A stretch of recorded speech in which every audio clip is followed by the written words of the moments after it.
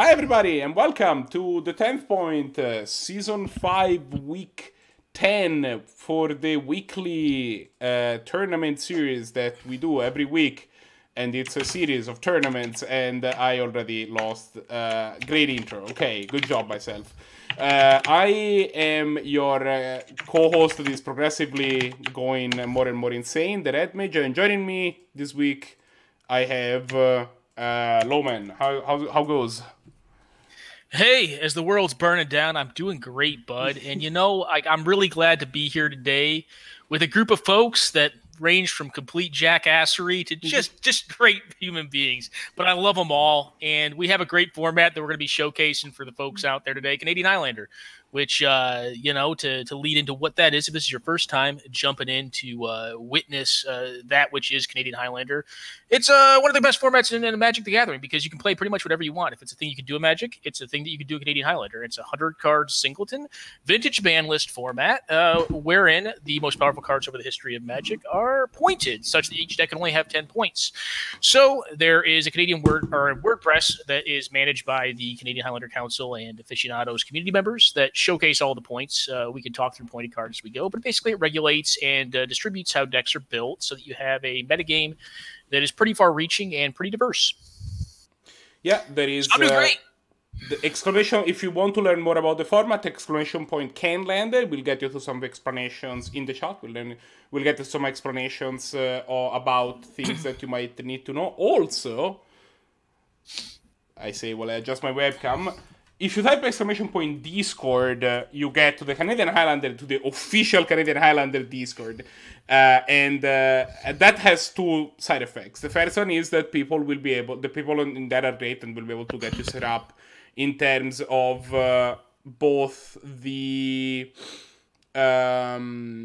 in terms of both getting you set up to play the format and like what avenues you have to play. Like if there are people are close to you that maybe play the format in paper, and you shouldn't be playing with them these days because we are in a full-blown lockdown. But after the apocalypse ends, maybe you can go do that.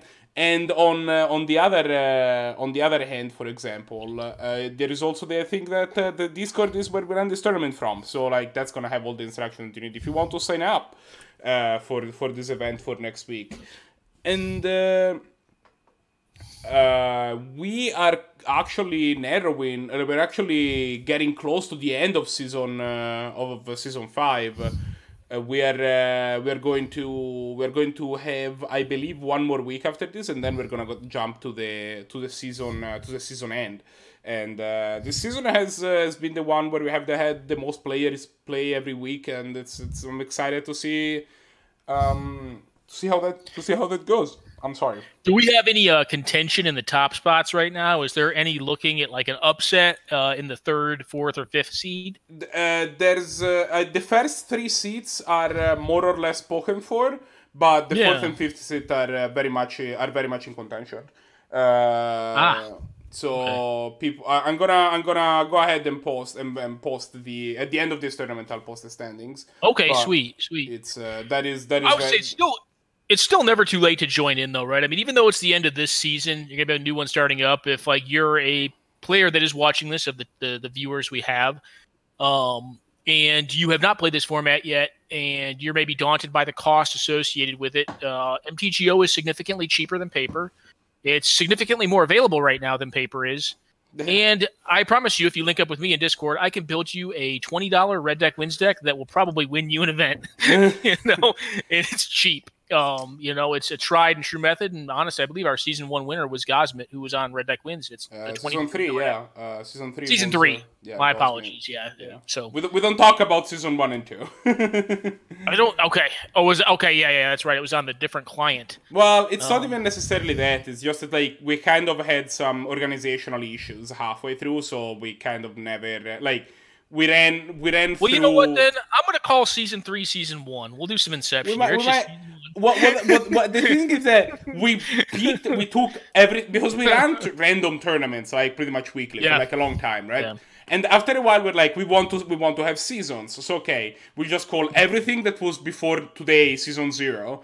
and then we'll have season 1. And then halfway through season 1, people lost interest. We didn't have enough players week after week. We had like 3 or 4 weeks in a row, but we just couldn't scrounge together 6 players to run. So we just this is done. Let's just reconvene next semester. And then we did that, and after season 2, like, also had the same issue.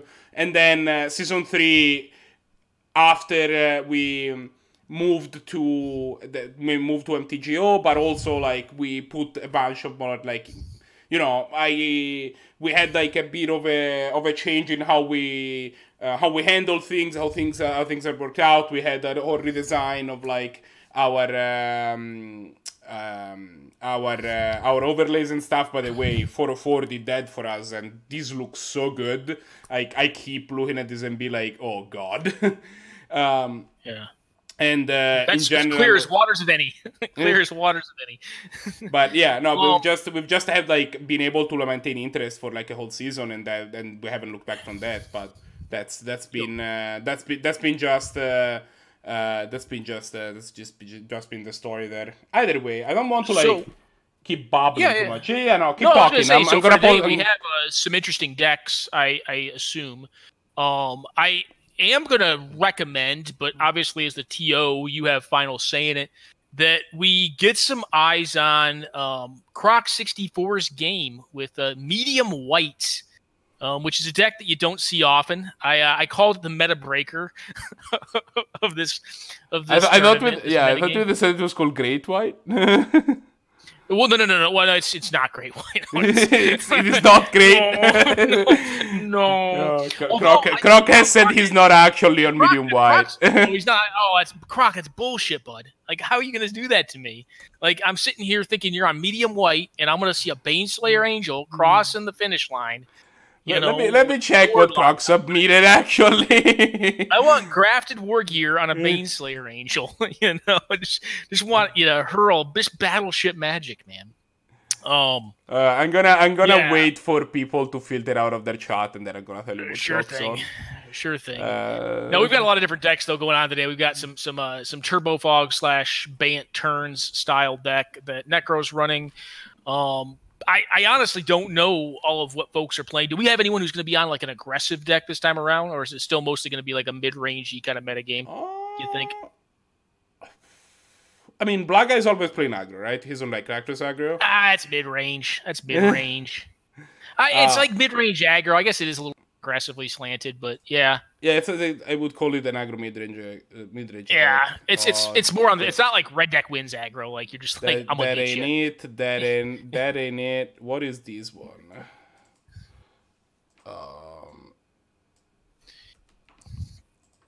Let's see. I'm hoping there's no Oracle combo. that ain't it either. Oh no, Injunjoe's playing. I think they're on Oracle combo. I think they're on like this. Yeah, this one. I mean, Loving's deck has aggro draws. Yeah, sure. Yeah. They also like deck, black deck. Who knows what the deck does, right? Sometimes, draw some Memoricide.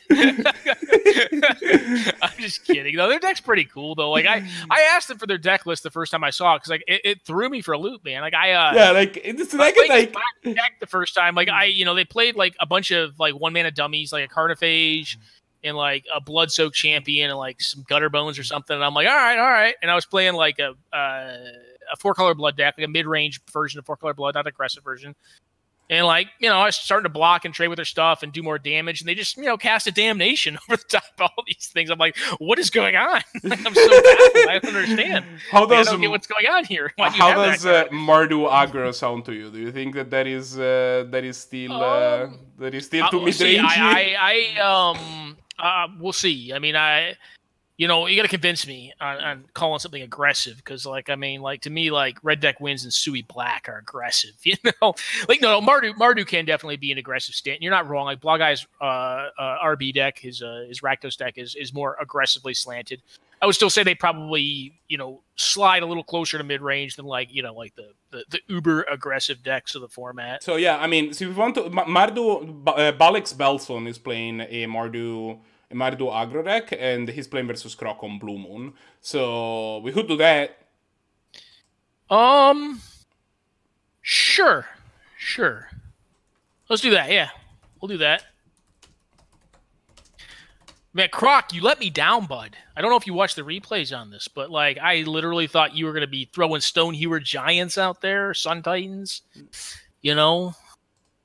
Maybe some Winter Orbs get spicy, you know. Just toss a Winter Orb over the top of your 6-drop. Fast mana. All right. Let me get the Colts started here. Sure thing. See, Blue Moon versus Mardu. I haven't seen the Mardu list. I think Mardu mid-range is going to tend to get pummeled by Blue Moon, in my opinion, unless they can land like an early Mox and like be on the play and get a Walker down early. But Blue Moon's just got the tools to really lock up a mana base. Mardu already has kind of some endemic mana issues because it's a 3-color mana base that does not have green or blue to help kind of smooth it out. So historically, Mardu has always kind of been in a place where its mana is a resource that can be disrupted pretty easily. But it doesn't really depend on how they built it. And, you know, there's certain Mardu lists now that are much more aggressive and can put more pressure down. So, you know, they can get around a Moon a little easier because it makes playing a Moon kind of a time walk in your in the aggressive player's favor. So we shall see how they're built. Yeah, it's gonna be. But I guess maybe more on like more of a Mardu Pyromancer build. That build's become very popular after Alex Stacey played it on Friday Night Paper Fight. Right. The build that he had, and it was actually a really cool build. There's a couple things I do differently, but it's definitely a very sweet build. I think they had like Hide Seek in their deck. I was like, damn, bud, that's aggressive. Nice. It's very aggressive. It's honestly, man, it's probably not.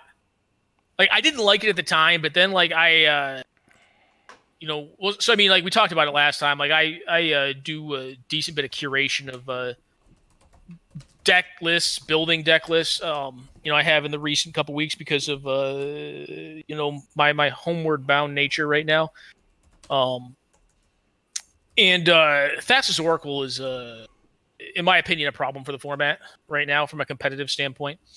I built enough decks that and I just kept on finding like, hey, why don't I just put this free combo in here that costs basically 1 dead card in my whole deck? When I get to play DC. Seems these, yeah. It's Time Vault. It is literally Time Vault. So yeah, like that's an interesting standpoint. Like you could play like Hide Seek from that standpoint. I have hand cams for both players. Where is my? There you okay. Go. We're gonna get the game up. Oh, wait, what? What? But, what? One second. I don't know the question. Can't help you with the what of it, homie. I seem to have trouble. Okay. You see, this is what my screen looks like right now. And, as you can tell, there is no bueno. Well, that's a black screen, and those are both the same hand. Yeah, exactly. So that is definitely a Mardu aggressive both the deck. same hand, I can fix it. The black screen, not quite, so I'll have to restart the stream real quick. In order to get all right, that well, I guess we'll see you folks all back here relatively soon. Yeah, this is definitely aggro. So, yeah, BRB.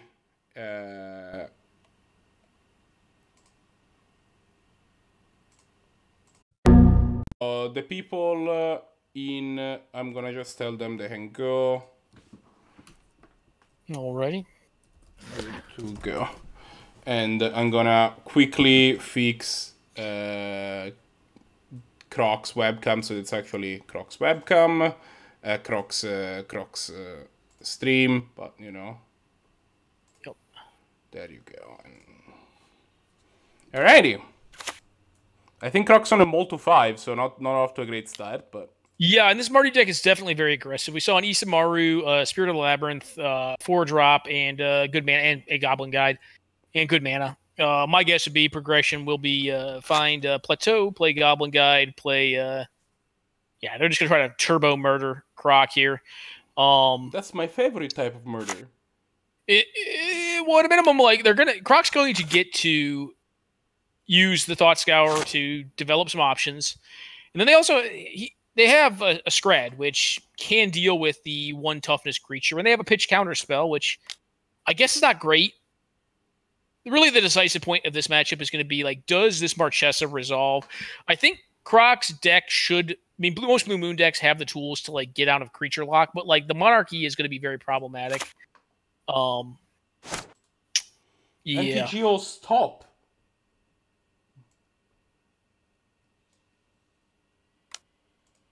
Well, there's a Mind Sensor.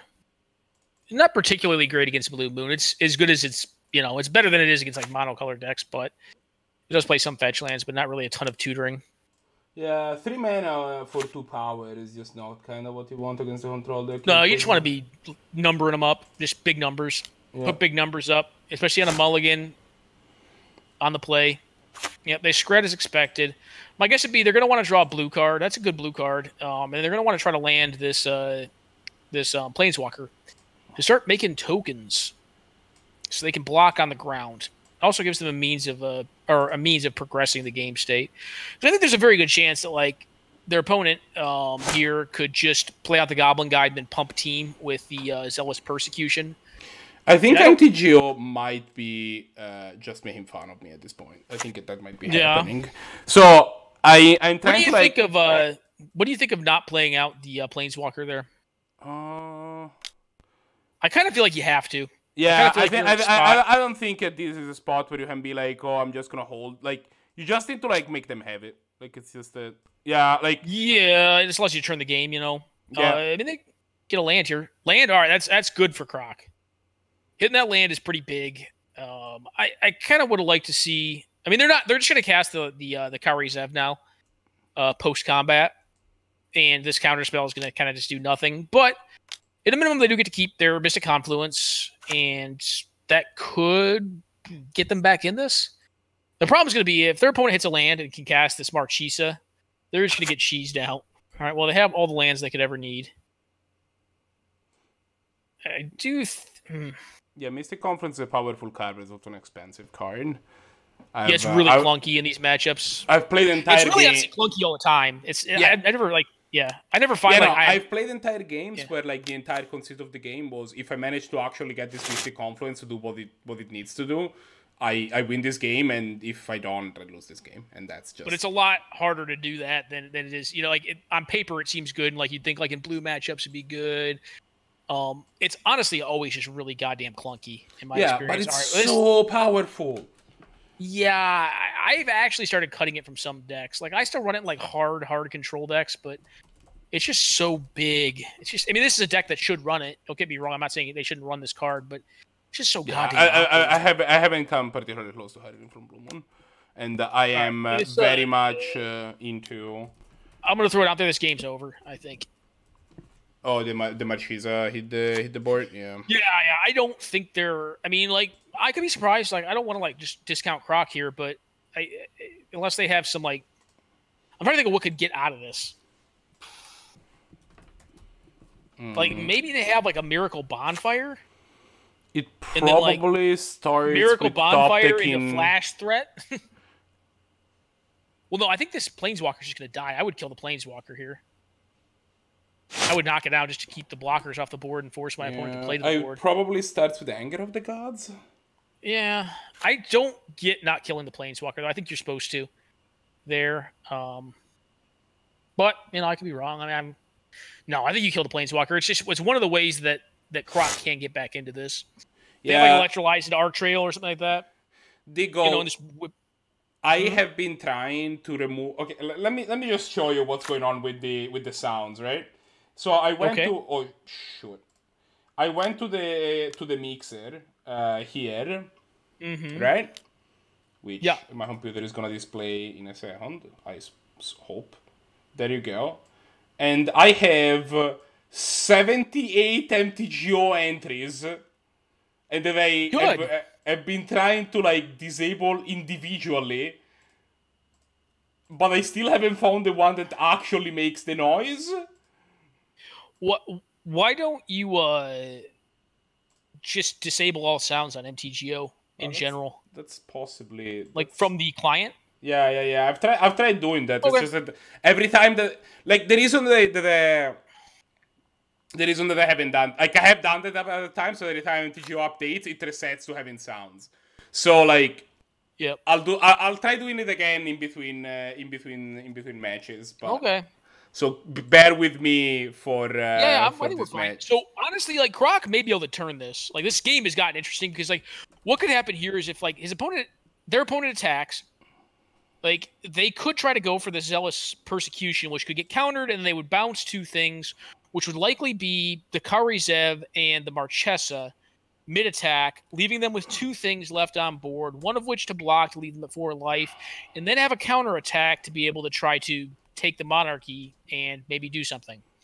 So, like, this game, honestly, could be pretty... I mean, I don't think they're out of the woods by any means, but this Confluence could buy them the time they need. Yeah, for sure. Again, card is very powerful. Clunky, but powerful. Yeah. I mean, it'll all depend on how their opponent plays it, too. I mean, their opponent has lethal on board, so they don't need to cast anything. True. Which is probably, like, the best way to play. You probably shouldn't cast the Zealous Persecution. You probably just attack and be like, do something. And win it if they do something, then cast your Zealous Persecution to knock out the token. Fair enough. Yeah, that would be a way to handle it. Yeah, I just think you force the blue player to act first. But we'll see. There's some consideration going on here. And/or the game's frozen and some stuff's happening. It's someone's thinking, okay, Croc's gonna do it in the beginning of combat. So they're plus likely going to also makes an idiot, so you can even trade for the Samaru. The idiot doesn't matter because they can just Zealous Persecution, kill the idiots, make their idiots 6/6 or 6 power worth of idiots. So they're gonna bounce 2, draw a card. That's a cool card to find. Zealous Constructs also deals, or Zealous Persecution also deals with that. But they'll just cast Zealous Persecution here, and they'll kill the 2 idiots and have 6 power and win the game. Oh yeah, that's just lethal, right? Oh yeah, it's 100% lethal. That's why, like, it's awkward, but like I think I don't even know if you can wait until mid combat to do it, or if you just don't have the time, because you have another 2 power attacker at that point that like you could have faded by booping the Karizev out of there. Yeah. No, I don't think you let the Karizev attack. Plus, Zealous Persecution's an odd enough card that you don't see as often.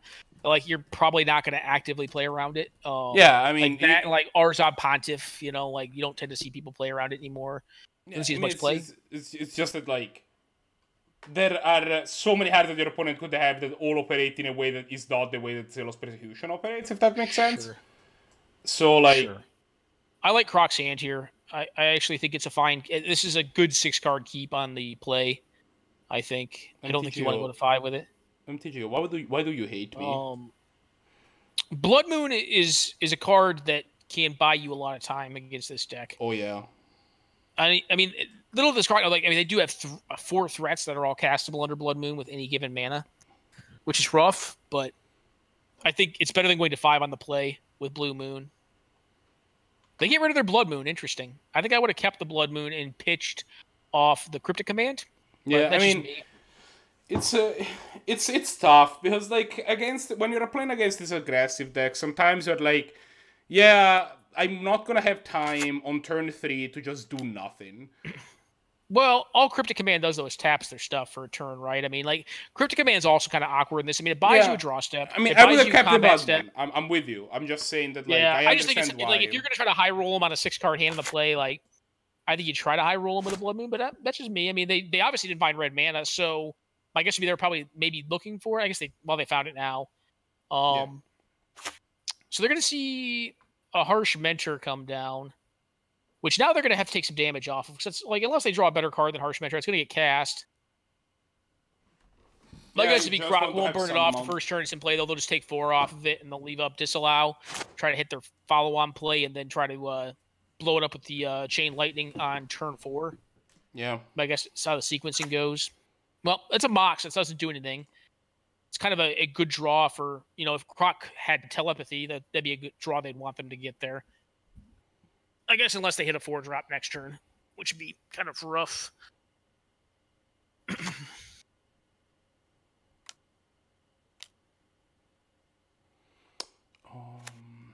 And yeah, actually, here Blood Moon wouldn't have done all that much. I mean, they have Swamp, plus they have the Pearl now. I mean, yeah, I haven't Pearl, but having drawn Basic and Mox, that does help. Oh, shit.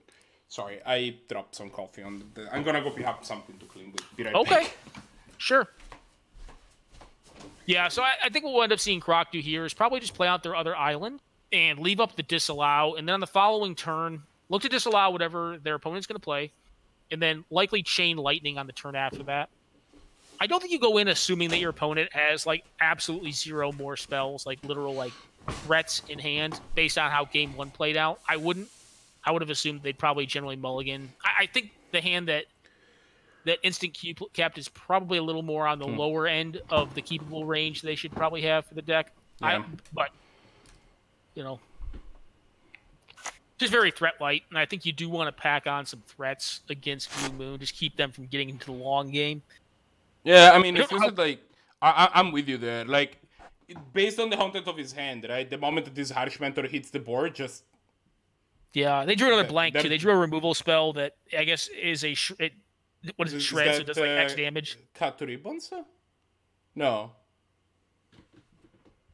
So it's going to be a little awkward here. Honestly, they're probably not able to Chain Lightning this card next turn, because if they don't play anything, which they're probably not going to, they just be like, all right, go ahead. Then it's awkward to Chain Lightning, because the Chain Lightning get tossed back. As we know, this card's also kind of not that great right now, because it'll just get burned off by this card. It'll make the card that's in their opponent's hand alive, which I think at this point, if I'm in Croc shoes, my spider senses are tingling. I'm thinking removal. I'm like, removal. Like, it's removal, or like their hand's just utter dog shit. Like, it's what I'm thinking in my head, because like typically they're going to cast a card here, or they have like a land Marchesa or some other like real high impact, like Marchesa or Palace Jailer, like a Monarchy card. But my head would be thinking like removal, dog shit, or land plus Monarch card, you know, plus removal. Yeah, now that you have you have picked up the giant ground earth shaking Earthshaker. It's Bone Crusher. Bone Crusher giant, yeah. The guy that stomps, yeah, like stomp matches very well with the Harsh Mentor and just kill it and then deploy a threat and. Yeah, but the Harsh Mentor is going to get some damage in, because like I think what's going to happen here is just see Croc take 2 more and then take 2 at the end step after they crack their fetch land, and then nug this thing out. There's a Goblin Guide though, so I mean, that is a threat. I think here, like, you probably just counter this goofball. Maybe I'm wrong. Or you just fetch and then blow up the Harsh Mentor. I think you don't want to counter a Goblin Guide in general, because you're... Yeah, that's true, but your counter spells are just so valuable. It's just like a matter of... No. Your opponent did nothing last turn. Like, if you have that Goblin Guide, you cast it on the turn prior, right?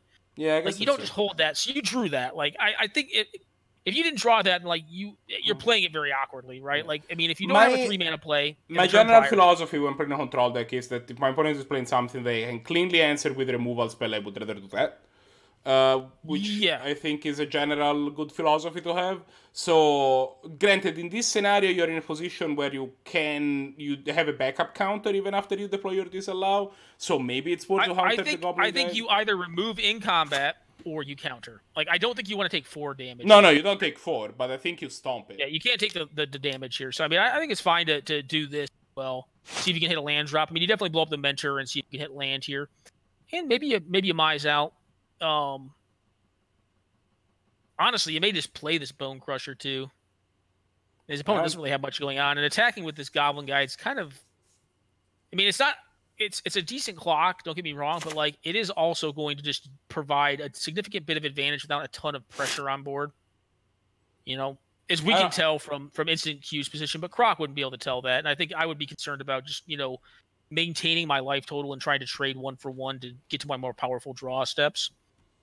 Bolt's a good draw. That allows Croc to leave up counter magic and removal, which is... I kind of am in for just chain lightning this Goblin Guide right now, honestly. Sure. I get behind it. Especially because you are in a position now where they can't throw the chain lightning because of your face. The other piece of it is, though, I mean, like, if you let he goes for that play.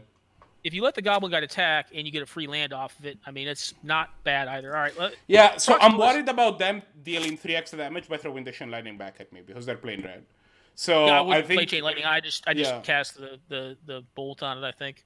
No, but that's why I think you get this Chain Lightning off of an hand in a position where they don't have red. But I mean, your opponent's gonna tap out at some point. Like, they got to tap out for something.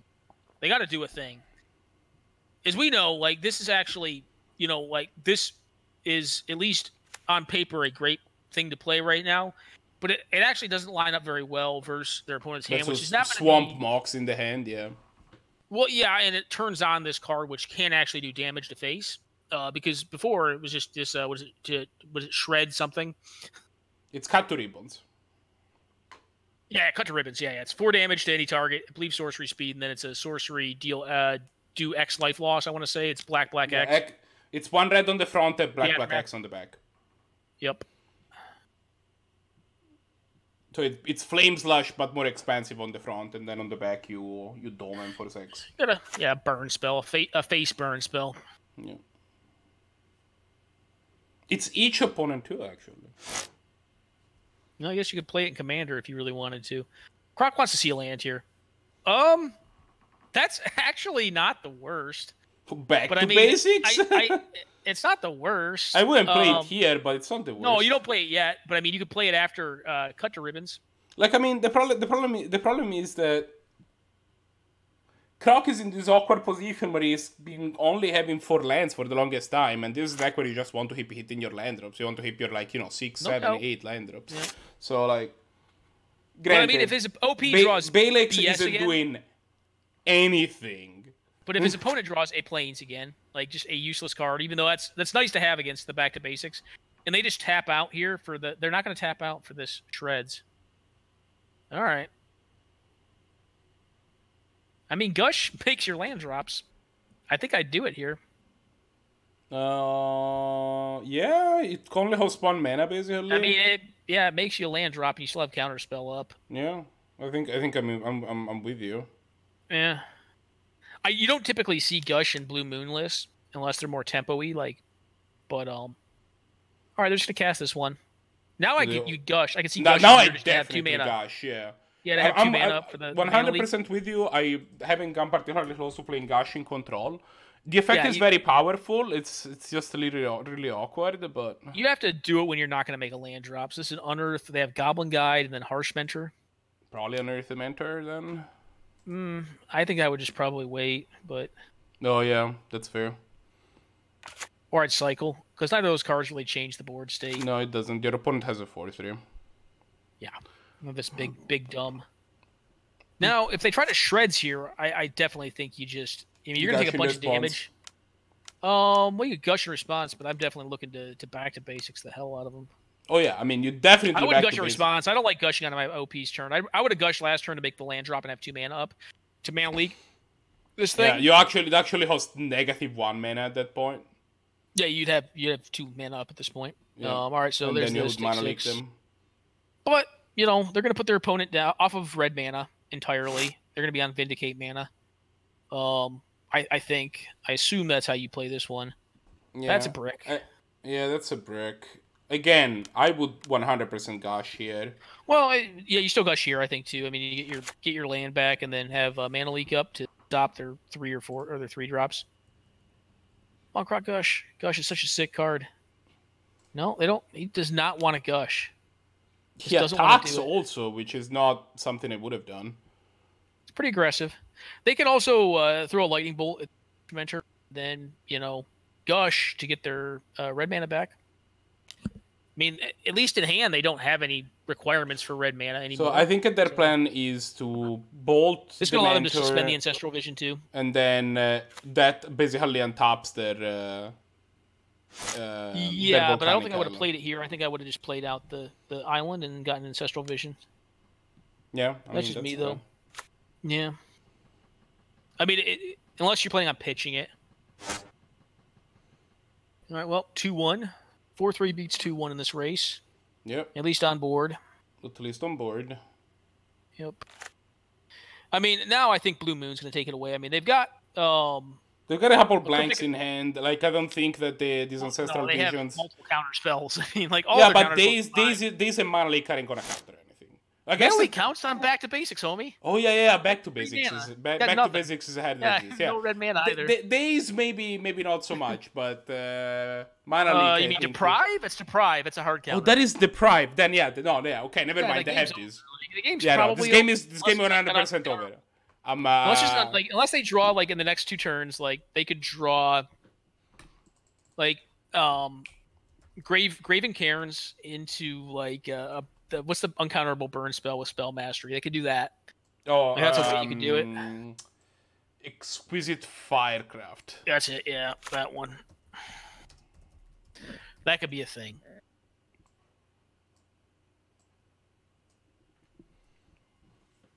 All right. Well, they're gonna cast their monster out. They're gonna cast their other monster out. I don't think you need to cast this other monster out. You already have a 2-turn clock. Their threat can block, though, right? Yeah, it can block. Yes. Ender's tap, but it can block. A lot of these black 2/1s can't block. This one doesn't block. I think that one enters tapped. Oh, yeah, it does enter tapped. Yeah, so that's why I always have to double check it. What is that called again? That's a Caracas. That's Dread Wanderer. It's a Jackal Zombie. Or maybe it says Jackal Warrior. I think it's a Jackal Zombie. It's a zombie jackal. No, or yeah, there it is. Yeah, this one enters tap but can block. Oh, it's a good card. I play that card in a significant number of decks, actually. Yeah, there's like they made like a number of these 2/1s for 1 that can come back, right? There's Dread Wanderer. I personally think that's really like. One second, let's cover this line of play. Like, I think that's very aggressive to I don't think it's unreasonable, but I think it's really aggressive to main phase or like during the attack step to Cryptic Command there. I think you want to try to like wait and Cryptic Command EOT if they leave their thing back to block. I wouldn't have done it. I would have just been like, whatever. This game can go on for like another 20 turns and they'll win it. Well, that's the thing with like decks like Blue Moon to the viewers out there. Is like once you keep control of the game, you'll win the game. So Mardu has a mulligan. Croc may keep this. I'm keeping this hand. I think it's a good. I like this hand right here. I didn't like the first hand because it didn't have any mana. Didn't have any red mana. It had a creature card that dies to everything against Mardu, which will kill everything. Yeah, no. I didn't like Balex's hand. I like this hand. Yeah, both these hands are acceptable. Oh, yeah. Croc's hand. Oh, I didn't even realize that this was a mole on Croc's side.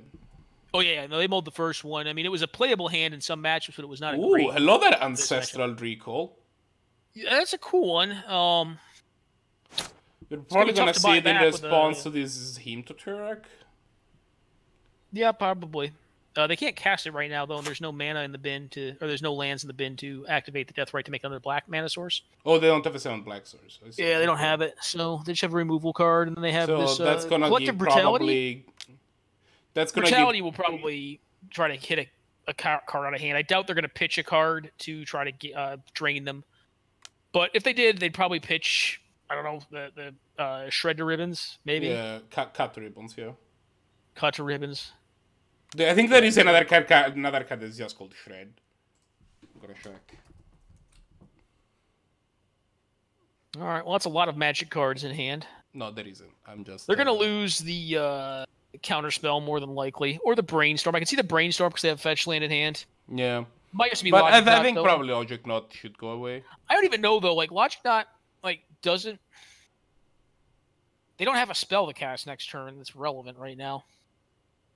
Not if you take Logic Knot. Yeah, I mean they could draw into, what they need to draw into, but they obviously want to incentivize them fetching as well. It does set up this Hymn to Turek. Yeah. Both the Hymn to Turek and also that means that the external thing play this Aurelia actually. I think if I'm in Croc's spot, I'm probably gonna look to do a shady EOT Brainstorm here. Yeah, I think I would have looked to do a not the shady EOT Brainstorm. Well, you keep 2 of the cards as opposed to just one of them. It's more powerful to generally play in your main phase like they're doing right now, but I think it allows you to generate a few more options and also deny your opponent's mana progression. I guess they can still just fetch on EOT as well to stop their mana progression. Yeah, to be fair, the other thing they can do is mental note themselves. But not anymore. I mean, at this point, if they do it, they shuffle mental anyway. Note main phase. I definitely do it EOT. But mental, first, then EOT. Yeah, but like mental note can also clear a Brainstorm. But that's the... Yeah, it's an awkward way of doing it, but yeah, it can do it. So it's just going to sit back and hang out, and they don't really have anything relevant to do. So we fetch here, Mental Note more than likely. Ooh, and Counterflux. Yeah. Yeah, Counterflux a card. These 3-mana counters are a little clunky in this style of matchup. I actually, that was a good one. I cut Counterflux from Blue Moon a while ago. Yeah, the format's too fast. I think, I think you have room for about 2 to 3 cancel variants, and I think the ones I'm playing right now, the 3-mana counter spells I'm playing right now are... Disallow and Sinister Sabotage are probably the 2 best. I'm playing Thassa's Intervention. Well, it's not really a 3. I say it's kind of a 3-mana card. I mean, it can be. Like, it's a card that can be played for 2 mana. It's good enough. Yeah. All right, so we're going to eat this land and try to cast, a Hymn to Turek, and then follow it up with... I've also been playing... The other 3-mana hunter spell I've been playing is the one where you can also Impulse. Supreme Will. Yeah. Yeah. Yeah.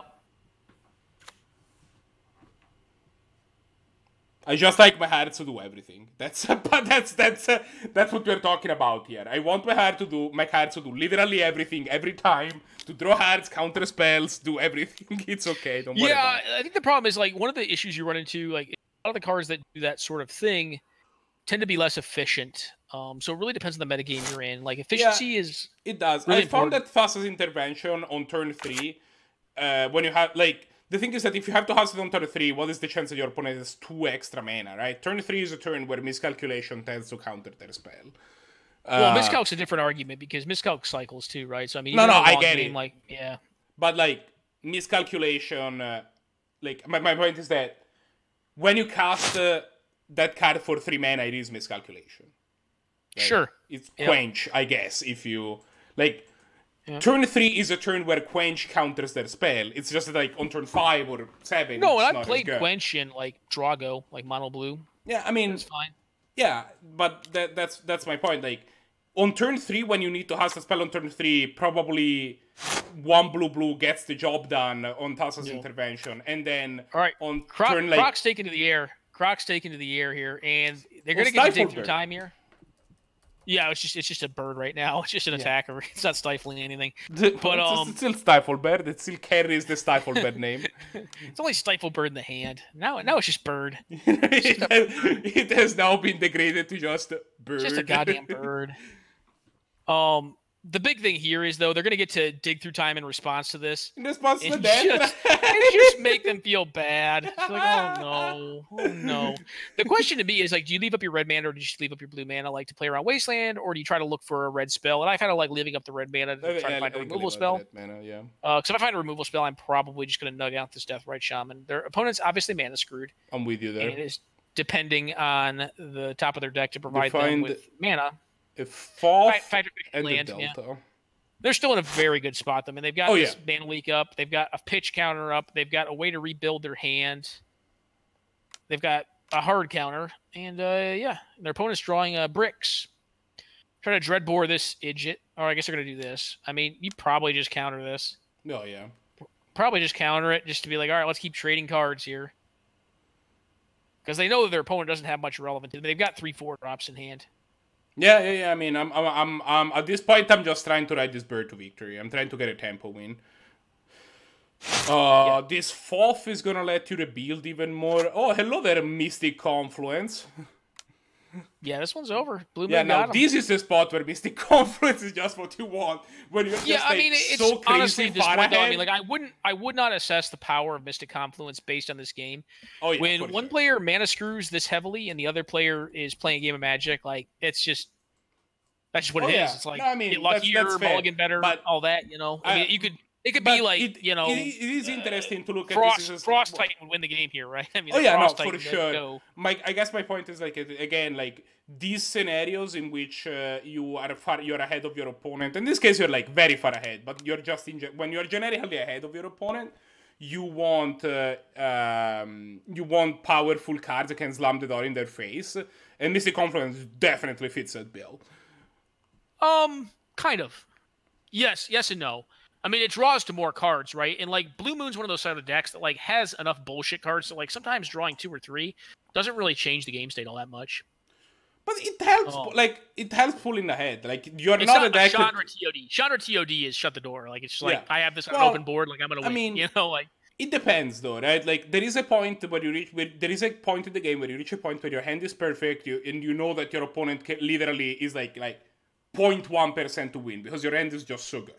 And I think that... And I think that this card helps cement inevitability, but I don't think it's like a card where you like cast it and like you just know you're gonna win after you cast it. Like if I cast Chandra on the board state, I believe very heavily I can't lose anymore. You know? Yeah, that's just fair. me. And we're gonna see that next turn. Yeah. Yep. They gonna force this? All right. I suppose. I guess it's fine. I mean, like, what are they gonna do here? Like, I'm surprised that... Oh, I guess they didn't have the mana. I will say there is a big incentive to try to force obligation. Croc's gonna slam this Chandra too. I'll guarantee you, Croc slams his Chandra. Croc's a more aggressive player. Oh, they're not gonna find the red source. Yeah. What do you want to get? Ancestral back? Is there an Ancestral in there? No. Just get a Lightning Bolt. I don't know. That's a dig through time, which is kind of better, honestly. That's fine. I don't think it's better than Chandra. No, I think it's better than Ancestral, I guess. Sure. Dig through time Chandra is so I want to land here. There's a land. So, I mean, like, Croc's at 14. Is there any way their opponent can get out of this? Probably not. No. It's going to get dashed in. I mean, you just Confluence this for one uptick of the Confluence and then draw 2. You also don't care. Nope, okay. I think I would just get it. I mean, they already made their land drop. They've got 1 fetch land to put them down to 8. You have Chandra, put them down to 6. 3 more, down to 3. And then but if you do that, then you can't... to a bolt. But then you can't dig, like, if you do that, so... I don't think you really need to. Like, all you need is, like, 3 damage, and you can kill them. But dig through time... You need a filter, too. Dig through time's cool, but, like, I see, honestly, like, the more I play Blue Moon against, like, these decks, when I get positions like this, I just want to end the game quickly. Because, like, a lot of these decks, like, I mean, like, if you look at their opponent's hand, I mean, if they cast these spells, like, they will kill you. Like, they're fast. Yeah, no, I mean, slow cards. Part of the sweeps of hasty damage, you know? You're just a deck that just cannot gain life, right? So that puts you in a position where once you have taken control of the game... you could ostensibly play a Batter Skull in this deck. Or like a Sun Drop, whatever that card is. I've seen you can play Elixir of Immortality. Highlander play Dragon's Claw in these style of decks. Before. Yeah, but like, okay, you generally speaking can't gain life in this deck, which makes it. You gotta stay at high enough life total. Yeah. You want to end the game. Like, but otherwise, if your opponent can sneak like enough bolts past your counter magic that can just kill you, or enough threats past your counter magic, chip him for damage before you can answer stuff, and then you'll die. Croc's just gonna keep needling away at his opponent here. You have to land the Chandra here, right? No, you don't have to. They're at 5. They fetched, so you just need to do 3 more, and then you can play the Chandra next turn and do 2 and put him to dead. I don't think you need to play it. You can just leave up all this counter magic. It's not like you're counter magic. I do think a turn ago the Chandra probably could have been dropped and probably progressed the game state to a place where it could have been won by this point, but I don't think it matters all that much. Tide Hollow Scholar. No, I can play a bunch of creatures out. There is a Tide Hollow Scholar. Opponent obviously drew this because it would have been cast the last turn. Yeah, it would have been cast one of the last 78 turns when your opponent didn't do anything. Yeah. Your opponent's on bricks, or, well, they're on bricks. That's like the only thing they could responsibly be on, or they just fell asleep. They might have fallen asleep, to be fair. You're like, oh shit, I got a Goblin Guy in my hand. We have some results from the back table. So Loring on his mono black tech defeat Injunjoe, which is him, yeah, which is a funny name. I keep having. We have Evermist, I think, beat Necro 2-0. Yep. Necro, what happened to Turbofog? What happened? All right, so Croc got there. Congrats to Croc. Einstein defeated. Any other games going on? Yeah, I think we have at least one. Although I will say this, I think the moral victory goes to Instant Q here because Croc definitely not playing medium white. Not playing medium white, bud. Big disappointment. Never said I was gonna. So Dude, all I saw is a fucking bullseye. Given that Turbofog with medium white and a big old dart. Given that Turbofog is done, who do you think is the guy that is still playing?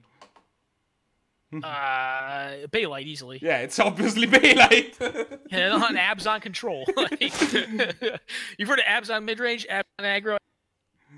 Get ready for Abzan control. I played Abzan control in standard a bunch of times, right? It's fine. It's 100% fine. It's a good deck. They've done very well with this deck. Yeah, I mean, Bailite is in a commanding lead in this season. I do think... So here's my predictions. If Croc doesn't get dirted out by some aggro deck or some tempo deck in the next round, I project a matchup between Blue Moon and Abzan, and I think Blue Moon is going to ranch the ever-loving dog crap out of Abzan. When I'm playing Blue Moon, I just want to play against Bailite all day, every day. Yeah, anything that's not blue control that is control is worse than blue control. Like, the more blue cards you have in a control match, just the better. But then, can I have more blue cards? You're like, oh god, why am I not playing, Thragtusk in my deck? I mean, you can play Thragtusk and also blue cards in your deck, to be fair. Yeah, if you had a frontal lobotomy. It's fine. No, you can. You can. I would imagine that Bug Control probably plays Thragtusk, right? I've considered Thragtusk in my Turbofog deck. Yeah, it's just a lot of mana. So much mana, guys. There's so much mana. That's fair. It's too much. Just play Unearth and Kitchen Finks. And just or I don't know, just Snapcast. Oh, did you? I don't think a person that plays Uba Mask gets to say something about inclusion. Hey, I'm the person who plays Uba Mask. Who's lost to Uba Mask numerous times? I haven't lost to Uba Mask. I lost because you strip mine me and I couldn't do anything. Okay. So the Uba Mask worked. No, you didn't. You never played Uba Mask. What are you saying here? It's a cheerleader. It was in the deck. It's ranching you. So, guys, actually, Lowman, I don't know if you noticed, right? Like, after last week, I mostly say this because I see that Luca's clock is inexorably going down. But after last week, we had a few matches go to time, and and I realized that we weren't really prepared to adjudicate that very well, so I did actually draft a way to handle it. I wonder if you had to have a look at it and think. I don't think this game's gonna go to time though, bud. No, I don't think this game is. But I was talking about it right now. Yeah, I think Unless this game they have, is swords or path. I think this game just ended. Yeah. But that was game 2. Oh, well then I guess they're gonna go to game 3 on a new clock. Yeah, that's actually the point that I was saying. That did you see how we are going to adjudicate that stuff? I did see how. I mean, I think it's just the most commonsensical way, right? Like, you play your games, and if it looks like you're gonna time out, then you go ahead and concede the game, start a new game, and then whoever is supposed to have the die roll for the next game gets the die roll for the next game. Yeah, they pretty much. Makes sense. The way that they decided to do is just tell the players, look. If you think it's gonna be a problem, I saw your note, but I didn't read it fastidiously. I was just like, "Yep, we're just doing a sensible thing." I just told the player something along the lines: if you think it's gonna be a problem, start a new match. If you don't, and then it's a problem, then it's on you. That is pretty much what I told you. What I told them. It's like, I don't care. Yeah, no, I mean, it puts you in a real rough spot as a TO. You could just say, hey, you got 20 minutes, win with your 20 minutes. And, that would be fine, as long as it was known ahead of time. But, it's a fun game. We're not playing for money. We're not playing for cards. No one, the stakes are pretty low. They're non-existent, frankly. So, kind of want to see the games go to fruition. And, last week, you're not wrong. We're put in a very awkward spot where you're we adjudicated one. We're all right, just go to another game. Keep going, and then another one happened. It was it just had not happened before. Well, no, it puts you as a TO in a rough spot too, right? Yeah, because you have to adjudicate this stuff, and it's no one's gonna be happy.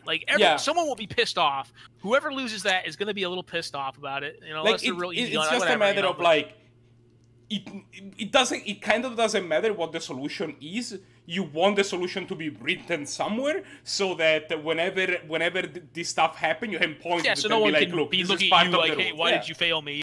Yeah, it's just like No, just that never like, happened before, and players they will didn't get pissed think. if they don't. If they like, oh, I should get more time. It's like, okay, well, you know. Yeah. Yeah, but here's the rules. Follow the rules. Okay, so who do you like in this matchup? I think Luka got significantly trounced last week, but I do think as long as both players have decent hands, of which we cannot see right now, like this can be a relatively close game. Yeah. I think it's evenish. Yeah, I don't think that this is like crazy in either player. Well, Bailite is on 4 cards, so like if Luka drops a True Name Nemesis or something like that next turn, it has an unblockable threat or just a larger threat than these 1/1s. Yeah. I mean, this specific game, you know, obviously, like some games will be a trouncing. All right, so it's not a True Name, so they would have slammed it. Oh yeah, I think. I mean, I threw him so hard. We'll see. Maybe they're just slow rolling. Like, maybe I'll play this True Name. Tiger's Shadow. Okay, there's just hard caster. Yeah, doesn't get blocked super well by the. I mean, it does. It gets blocked by the souls. It gets blocked by the Lingering Souls for a long time, but it doesn't. Oh, okay. No, they can just replay the other half. Yeah, if they play the backside of it, then yeah. Yeah. This tireless tracker is gonna do well in hopefully shortening the card advantage gap between the two players due to Bailite starting on a low card mulligan. So like what you want to be able to do here is like just toxic deluge the board away and leave your thing in existence because it has 3 toughness. Should be nice. That would be a good play for them, but I don't know if they have access to it. I don't even know if they play toxic deluge in this list. It doesn't feel like it's a tempo list. I'm gonna go check, but you played toxic deluge in quite Joe ST42 is saying yes they do. All right, they're able to remove this thing, which means this is gonna get blocked. Joe's saying they played it literally last game. Well, we weren't watching last game, but I believe you. Like, it's a card that I definitely play in more tempo lists than I would generally expect to, just because you can get dirted out pretty goddamn hard by red deck wins, and sometimes you just need to have a way to clear the board. It is a really good card. Yeah, it's just a high quality card. I mean, and against like small creature decks, like there's really no replacing it unless you jump into red and then cast Fire Covenant. You know, as well. That's probably a stronger card for aggressively slanted decks, but for tempo decks, like your life total is going to be under pretty consistent pressure. I like wasting here. Just take them off resources. It means they can't double draw next turn. Yep. They're on 4 cards in hand, though. Bailite tends to keep pretty landed hands. I mean, he plays a deck that can make use of them. It's just Oh, hugely, yes. Yeah, I mean, he plays very powerful cards that are generally a little less efficient. Yeah, like he plays a deck where he loves having like 8 lands in play or 10 lands in play. He'll find some way to use them. This tireless tracker is a way to use all these extra lands, right? Just track these clues, get some cards. They actually did not have a land drop there. Bailite did not have a land drop, which is noteworthy. Yeah, maybe some of their creatures will die. They'll draw some cards. Well, they will draw a card. It's non-tokens. Midrange Reaper is non-token. I'm pretty sure. I'm gonna pull that card up. It is. Yeah, it is non-token. Yep. So what are you doing here? I mean, you like chase the Mind Sculptor, bounce, try to attack. All right. Is that a Windcaller Aven? Yeah. That's honestly, it's fine. It's not great, but I mean, it cycles. It trades off with the spirit. Each spirit eats a mana, eats a spirit, is card neutral. You know, could be worse. It has fly. It's a pretty bad card, other than the cycling component of it, which allows them to get through these cards that if they hit people, like just ranch them. I mean, not that like getting hit and having them draw 1 off of this video essentially is like that bad. I mean, I guess they could hit like a dig through time and just like ranch them with damage or life loss. Necro, we don't have hands on this game because it's not the Fisher game. We just jumped in because the Fisher game ended before it, so we figured let's watch some more Magic, but it's not. Yeah. You blow up green mana here, or do you blow up Caracas? I probably blow up the Overgrown Tomb and don't worry about Caracas as much. I mean, yeah, they got. It depends on what you have in hand, obviously, right? Like they both the blue mana. All right, so they want to resolve a spell right now, is what they're saying. I do like resolving spells. You know what card I actually played recently, and it was like honestly hilariously better than I ever expected it to be in 2020. Let's hear it. Recoil. Oh, Recoil is so good. I resolved the Recoil. Yeah, no, I was playing it in a blue-black. tempo-ish list. I have a Pauper Cube, so I get to resolve Recoil all the time, and it is so good. Yeah, no, I had a game where like I turn 1 Delver, turn 2, spell Snare plus Wasteland one of their land. They had a Mox draw, and then like on the next turn I drew land, I draw in the lock their next card, and Delver was flipped by that point because I drew down in the lock. And then on turn 3, like they're down a Mana Source, I just recoil their land on my turn. Now you see Rextra. That would actually make it a lot better in Pauper Cube, it turns out. If you had recoil on a 4/4 body and then but you gotta pay 6 mana for that, homie. Oh yeah, you'll do it. It's fine. Don't worry about it. In Pauper Cube, you'll do it. 6 plus 3. It's a 9 mana combo. It's cool. That was a good draw. Ancestral Recall tends to be a good draw. Yeah, I mean, Rex, I have played my fair share, not recently, but I played my fair share of Pauper. Pauper's fun. Well, in Pauper Cube specifically, right? Like you're gonna generally speaking have the time to set up some sort of ghostly flicker, Dindrova horror shenanigan. Like Pauper generally, like the actual Pauper you need Tron lands. That's what it boils down to. In actual Pauper, in order to get that far, you need but Joe, the problem is with even yes, you have Tron lands. You're not wrong. Like, you're playing essentially accelerated blue or accelerated control. The problem is, I mean, one, you don't get that in this format. So like, I mean, and you still require the color fixing, right? So you still need to draw like your prisms and whatnot, whatever those cards are, like the prism cards that actually fix mana off colorless. Those cards, you know. And don't get me wrong, like Tron is honestly should probably just be taken out of that format. Maybe it can't be because it's too ubiquitous the format, and like everyone knows it and loves it. I don't honestly think that it's even like necessarily too strong for it. Like you can beat the Tron decks. It's not impossible to beat the Tron. I'm just gonna tell you right now, Mitch. We had this conversation. Blue-black control deck is not gonna beat Tron.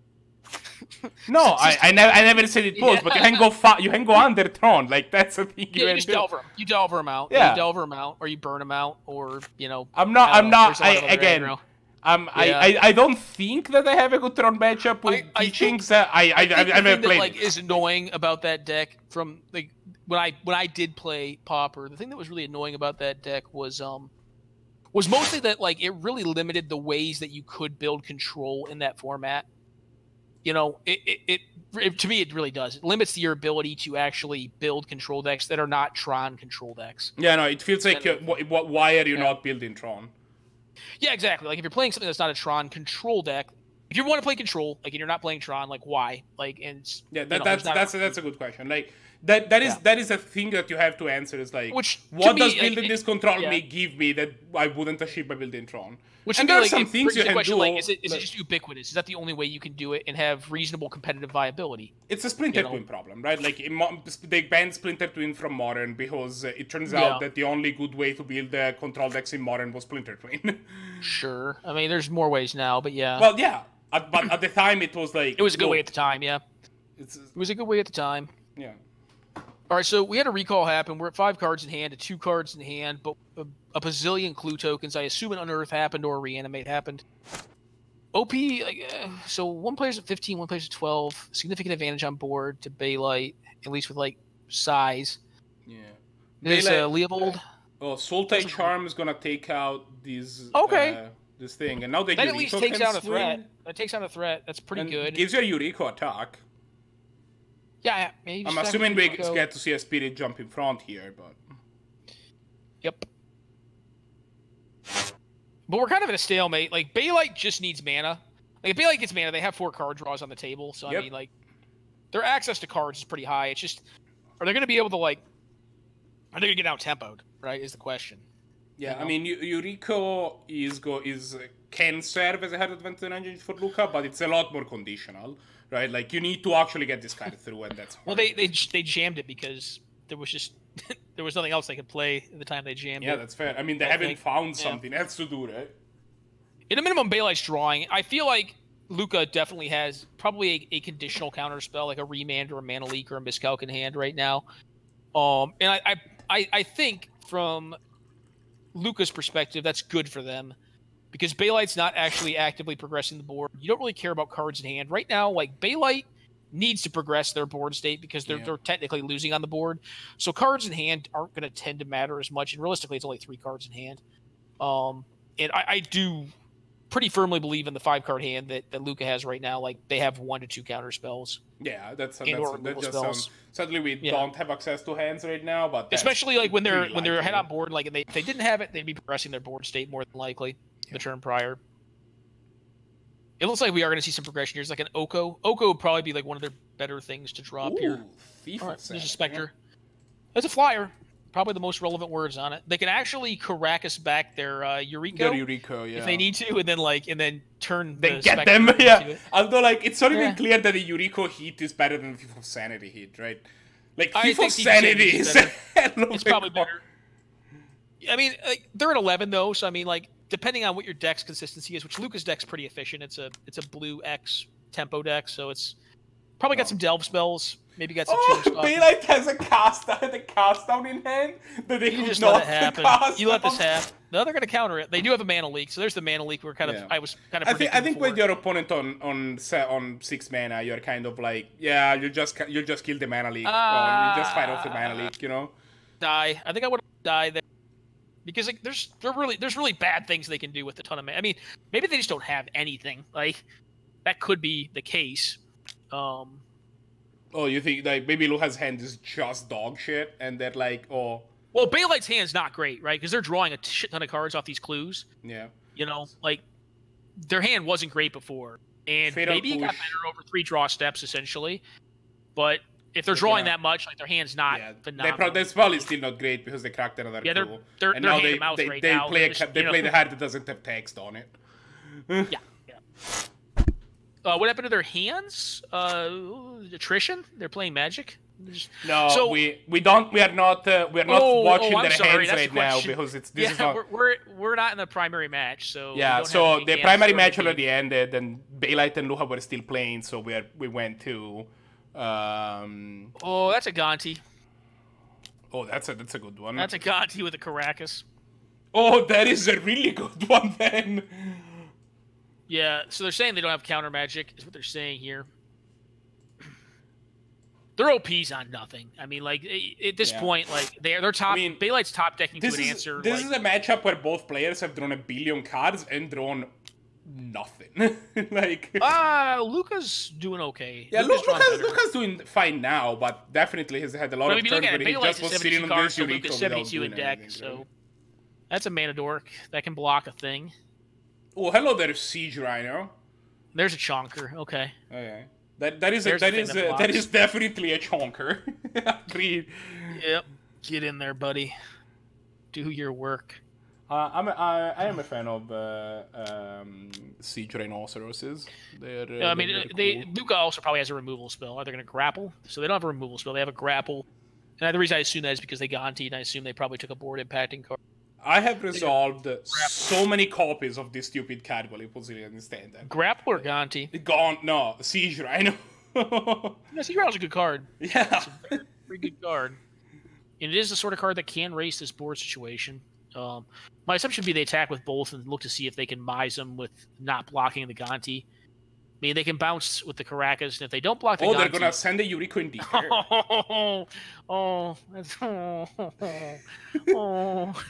That's true. They actually probably... I couldn't see what they returned that grapple. That's what they returned with grapple just to get this goofball flying. And then dome them for some damages. Yeah, I mean, it's going to work. Yeah. You can't really block the Gonti very well with the Siege. I know it's going to trade. I think you need to block it. Like, because if it gets transmuted into the 5/4 or any ninja... Oh, no, it happened. Oh, no, okay. It's just a... Oh, but that gives them another Eureka trigger. It kills them, yeah. That's what I'm saying. I think you have to block it. Like, the ninja's deck will kill you real bad. Like, it will kill you if you don't block. You will mega die.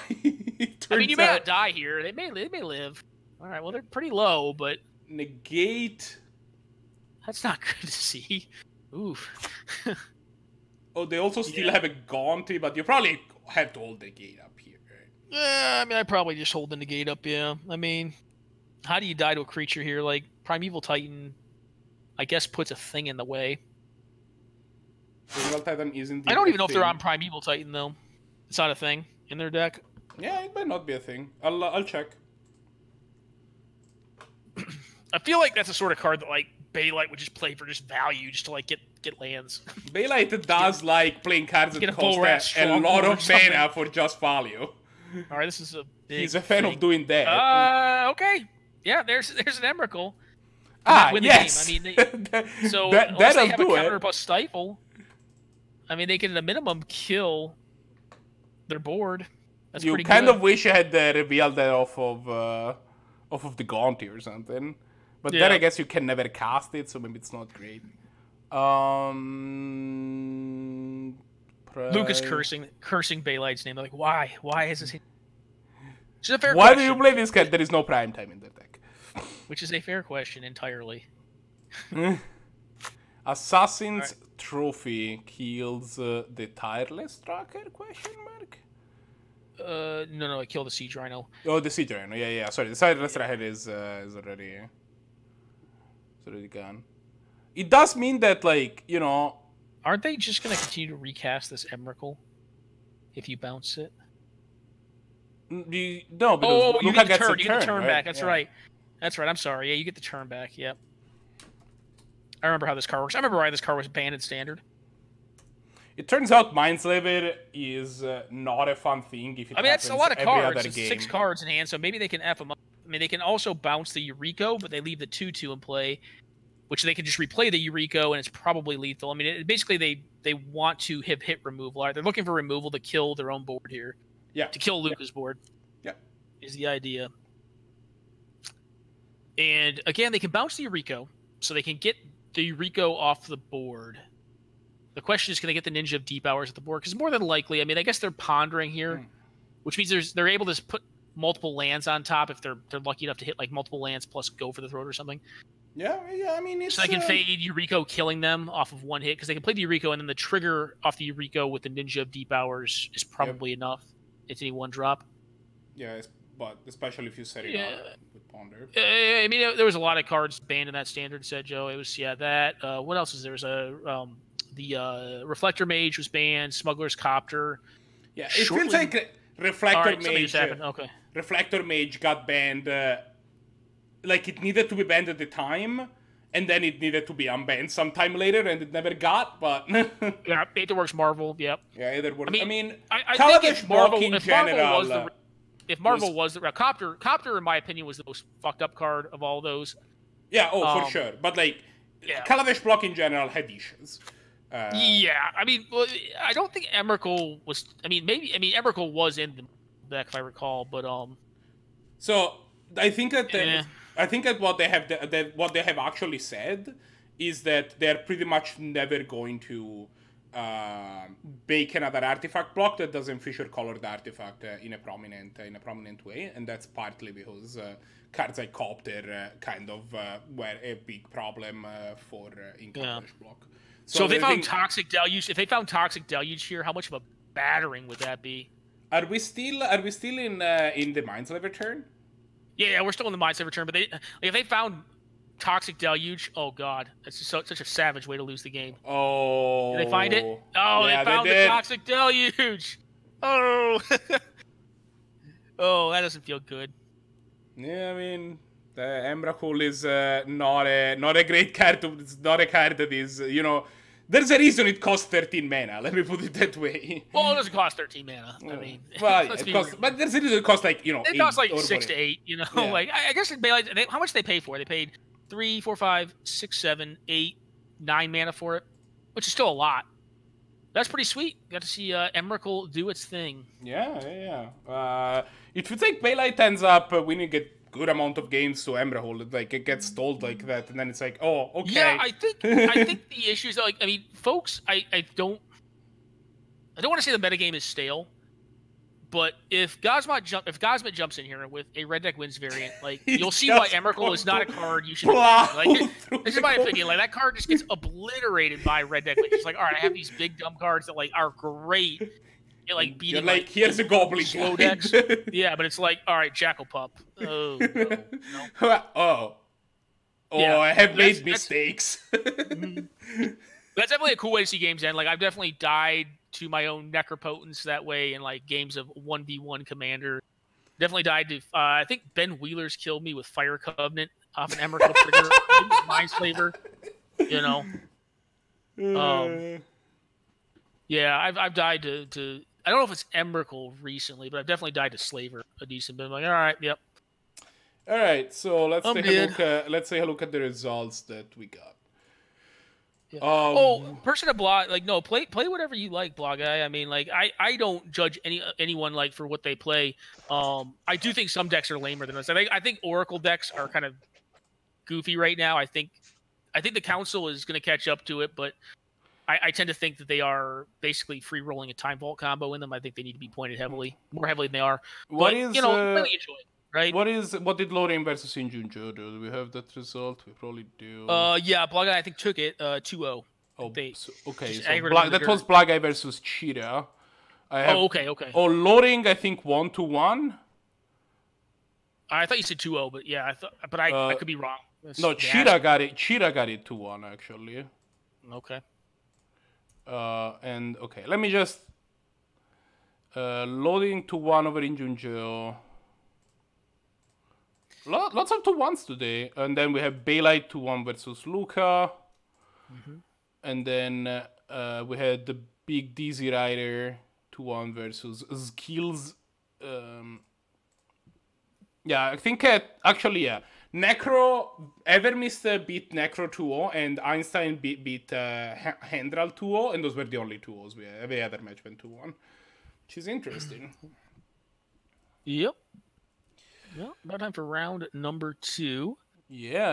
I'm posting it. Rebate, you're getting beat up, man. Like everyone's saying that your Twitter account says Saturday matches or Saturday is the time of this event.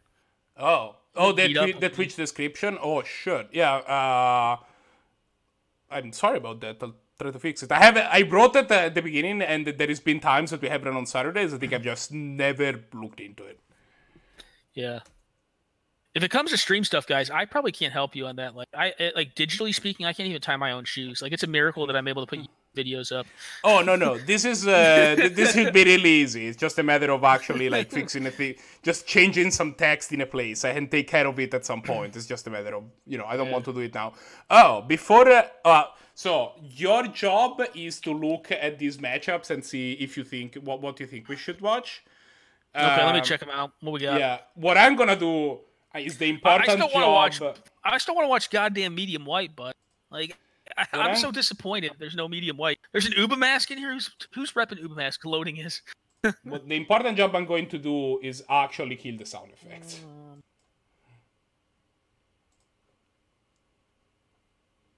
Necro got up paired and Cheetah got down paired. Interesting. Let's watch Evermist versus BigDeezy. I don't know what's BigDeezy on. BigDeezy is BigDeezy is on a deck that exists. I had this one. I'm sorry. I checked this earlier and I completely forgot. Google, please. Google, why are you doing this to me? So I'm kind of instead of I kind of want to watch Croc v Einstein. Although we've already watched Croc, but I know what Einstein's on, and they're on a 4-color pile that looks like a lot of fun to watch. But I don't think it's going to do that well against Blue Moon. BigDeezy is on 4-color lands. 4-color lands versus Evermist on some blue pile, will be my guess. Evermist is on blue pile. Yeah, is on some blue pile. I'm gonna check exactly what type of blue pile, but it's definitely. I think it was on bug control. Sure. Yeah, just some blue pile.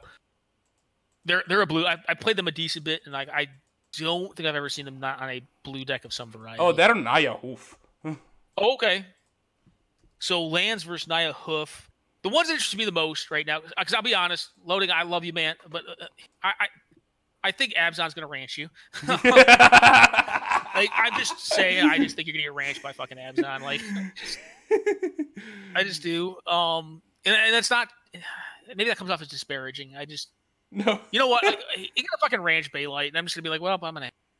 I don't fucking know anything. Well, okay, fine. But I do think Loading's gonna get ranched by Bailite. I think the best game is going to be Evermist versus BigDeezy, but I think the Einstein v Croc match is one that I personally would want to watch. If you want a good game, I think Evermist versus BigDeezy is going to be the most interesting from a gameplay perspective.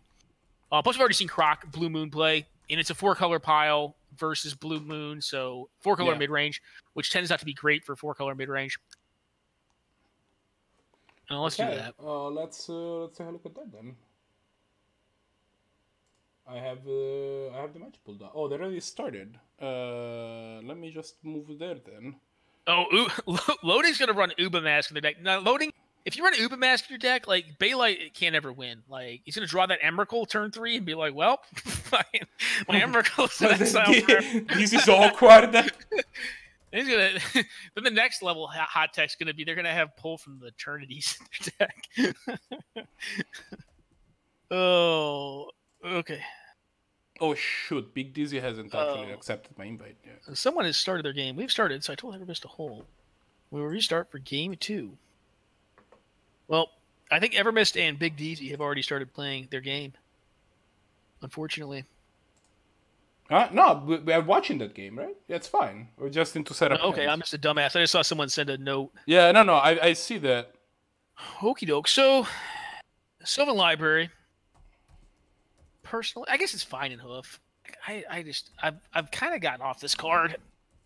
I think Sylvan Library is just I don't know.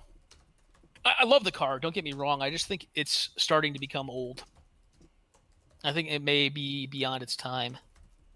But in Hoof, like where your card, your value level of cards is so wildly varied. Like it's just like you have win cons, you have mana, and like it's like you definitely want the right ones at the right time. I can still see playing it, I suppose.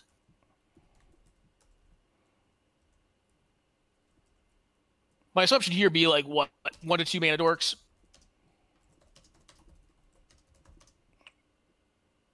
I'm sorry. I'm trying to set up. No, I was making sure we were frozen because I didn't hear anything from you, and I'm like. Yeah, no. We're still working. I'm just trying to talk to people. Okay, I like this library's been stacked for a while. Yeah, no, it's just that I'm talking to them to set up calls, so they might be problem. playing a little slowly. Gotcha. Yeah, I'm just looking at it, I'm like, oh, well. You know, if you're thinking this long, just take 8, homie. Just take 8, draw them all.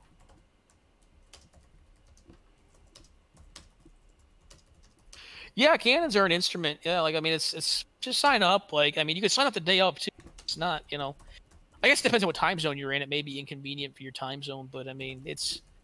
You know, Moto is not that expensive. Like, people complain about Moto prices, but, like, Moto prices really tie back to current draft sets for multiple reasons, right? One, they're standard cycle cards, and most of the standard cycle cards, like the good standard cycle cards, have all made their way to Eternal, too, because 2019 had broken cards in it.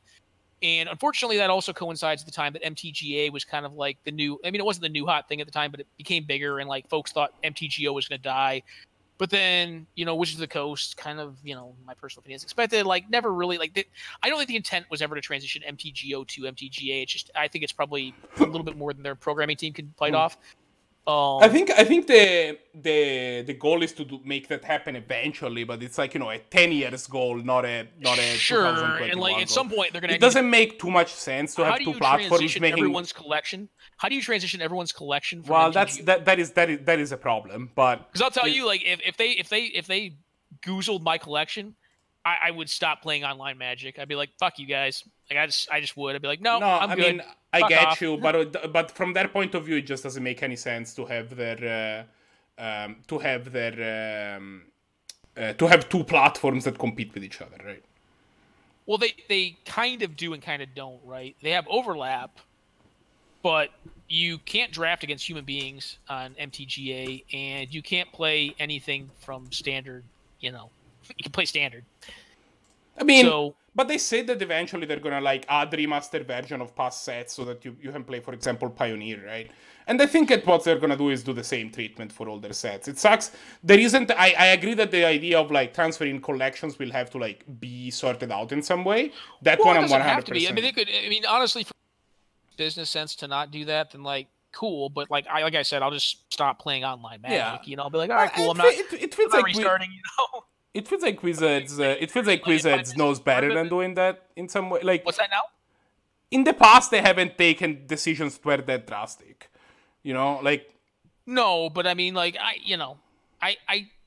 don't think WotC's a bad business by any means. A lot of folks bitch about them. I think in general they try to do the best they can. I think they I think fail in a lot of ways sometimes, but I don't think they like intentionally try to fail. No, I mean, let me put it this way. I think that came to pass, I'd be like, cool, like I'm done. Like I think that Wizards is very good at designing magic cards for the most part, and there's a number of other things that they're not great at, but in general, most of their intentions tend to be good.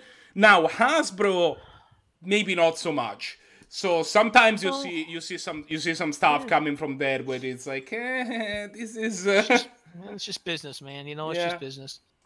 That's a 6-drop. That thing right there, the Archon. It can stop artifacts, enchantments, sorceries, and planeswalkers, I believe. You can name one of the 4 types. Yeah, what is Maybe artifacts is one. I can't remember if artifacts is one. Yeah. No, is that an Archon of Valor's Reach? Sorry, I'm trying to... Archon of something. I forget the card's name. It's just a big dumb Archon. Okay. It's a big dumb flying vigilance 6-drop 4/4, I think, that stops 4 different varieties of spells. I believe it's instant sorceries, artifacts, enchantments, planeswalkers, or maybe it's one of those cards isn't the type that it stops. Where did you see it? Well, it was looked at with the library. Okay. It's back on top because it's uncastable right now. But yeah. So they're probably going to make mana here, be my guess. So to be clear, is that's the one where you choose a thing and nobody can cast it? Yeah, I know you have spells. That is Archon of Valor's Reach. I'm gonna pull that. Sure. Yeah, I just it's Archon of commander cards. It wasn't a commander card. It was in Battle Bond, I'll have you know. What's that? It wasn't in Commander. It was in Battle Bond, I'll have you know. Oh, great! Whatever. Commander set. No, it's a fine card. It's specific to this style of deck, though, right? Like a big mana. Yeah. Just like a big dumb, like it's a hedge against storm and stuff like that. Like the I think this card sees a little bit of legacy play too, actually, because. Well, I mean, you can play anything in Nick Fit. You know, right? Yeah, I don't know if Nick Fit plays it. It's possible that, like, you see some of these like giant idiots in Dredge because there are where you're like, oh, it doesn't matter what this costs. I will just I don't play Legacy anymore. I would assume you just want to like reanimate what's the big dumbass called So they're trying to landlock fucking Hoof, which, in my opinion, feels like an exceedingly uphill battle. But it does not feel like. But I mean, it seems like they're doing it to some degree. Yeah.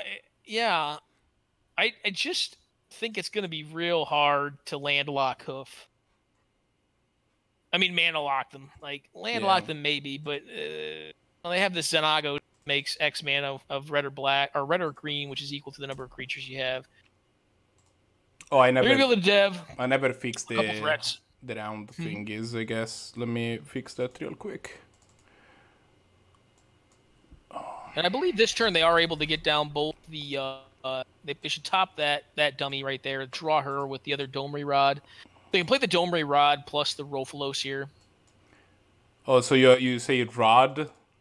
Yeah, I'd Rod to draw because they put the new Naya on top. I either pronounce it Domri Raid or Domri Rade, and I've never pronounced it Rod. I don't know why. Well, however you want to say it, man. I don't care. Like I don't know. It's just interesting cards. I find it interesting how some people pronounce cards. I don't mean to. He fights things. Actually, he could fight here too. They could just can they fight anything? No, there's no good fights to be had. There is no good fights to be had. Yeah, there's no good fights to be had. I mean, they could attack and then try to, like, get them with it. Be like, gotcha. They didn't make red mana, though, so I guess... Oh, they're going to cast this big dumbass Garrick. I guess they can just cast a massive dumbass, too, like this big planeswalker. Just, here's more idiots. They're going to put this Archon in play. Just a big old dummy. Like, I name land. Can't name that land. Oh, really? All right. Well, there's a land. There's a Get Raw monster. It's a big lad right there. They can actually get it on board this turn. Yeah, you can choose basically any non-land permanent type. No, actually, you can choose any type except for lands. So, yeah, they got to exile a land. So. They still do have a land play off the strip mines. They're going to get cards off this. The problem playing his Hoof is that, like, if they just find the Hoof, you're just so dead. Like, you're just so goddamn dead. But they're going to get some cards off this card. And this card is big. So they're doing God's work here, just trying to strip lock their opponent out. Their opponent's still casting 6 drops with 1 land in play, you know? Yeah, Just it's hoof like, things. you know, this might not be the best Street Mine matchup in the end. With possible. No, I don't. Maybe... I don't think that. I don't think that Evermist is per se winning it though. Like they're not doing badly. No, that's for sure. I mean, your opponent definitely has some stuff going on, but I do think Evermist has 3 Planeswalker on the field, which I usually... do think you need to fight and kill this stupid Ramanap Excavator though. Yeah. To start stringing some lands together. I think Evermist is about to have Domri Tron in play. Yeah. They just drew 3 cards. It's pretty good. They can play out they can free roll the hierarch out there with the 0. Every creature that you play adds 1 more mana. So. What is the ultimate on this old Xenagos? I always forget the ultimate. I know it's make a thing or make mana. No, I think you get an emblem of some. Okay, I'm gonna pull it up. Give me a second. I think it's like an emblem of like all your. That is the OG Theros Xenagos, right? I guess that's the only Xenagos. Rarely ever, in my experience, ultimates because it's got such low loyalty to starting off that like when you make a 2/2 off of it, it just gets you can make a lot of idiots. You know, it does that. You exile the top 7 cards of your library, and then you slam any number of creature or lands. Okay, yeah, it just kills people. It's just a big unbeatable. It's like also the old only emblem design, 6, where it's just like this is a big unbeatable card. Yeah, it's only -6, but the thing is that usually a lot of the time your Xenagos doesn't go up in loyalty because you're a 0 to make idiots. So sure. No, yeah, that's the problem I always have with the card. It's always got bolted. It's always got bolted off. All right, so they're gonna. I bolted a large number of those. Naya Keen-Eyed. That's a spicy new card. I haven't gotten to what they found yet off this Fauna Shaman. Oh no, neither have I. I guess if you don't have a land drop to play, killing the Ramanap Excavator they doesn't found matter the that much. Zkillz. Okay. Can they still make any more mana, or are they out of mana? I don't know. I don't know if they can make mana either. They evidently cannot make the manas. So you're going to attack with this big old dumb Vigilance Flyer. I mean, Zkillz is also mana neutral because the Nylea... if they deploy the Nylea in their hand... I think they could have just gotten a Crater Hoof and killed their opponent next turn.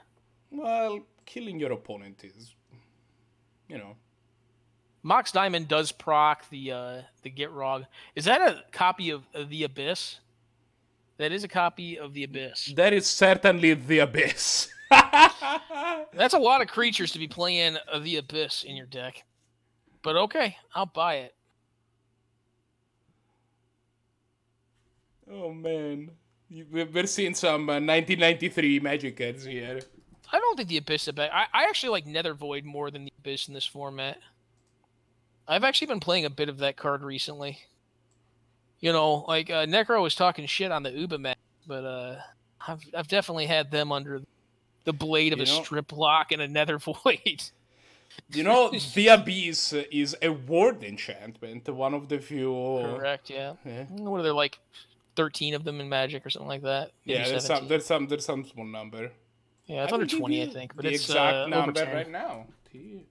Yeah, I'm sure you can just look it up on Google. How many world enchantments are there? Because there were some in like Mirage, and then there was the Legends ones. There may have been a couple in Homelands, but I can't recall. But yeah, the way world enchantments works is actually how original Legends 28 used to work. 28, wow, quite a few more than I thought. I thought it was less than 20. Oh, 26. Yeah, the way world enchantments works is if there is a world enchantment in play and someone plays another world enchantment of any name, but any other world enchantment, it destroys the first world enchantment that's on the board. So, for instance, the Abyss is a world enchantment. So is Nether Void. And if you were to have the Abyss in play and you played Nether Void over the top of the Abyss, then the Abyss would die.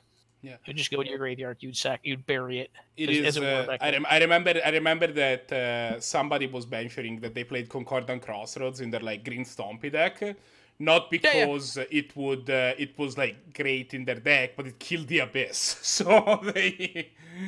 Yeah, she used to kill the Abyss. That's a way to do it. There's a couple interesting ones. There's like what is it? Gemstone Cavern, not Gemstone Caverns. You know what I'm talking Hall about. of Gemstone. Hall of Gemstones, yeah. It's like the Green Blood Moon. It's so bad. Yeah, it is not great.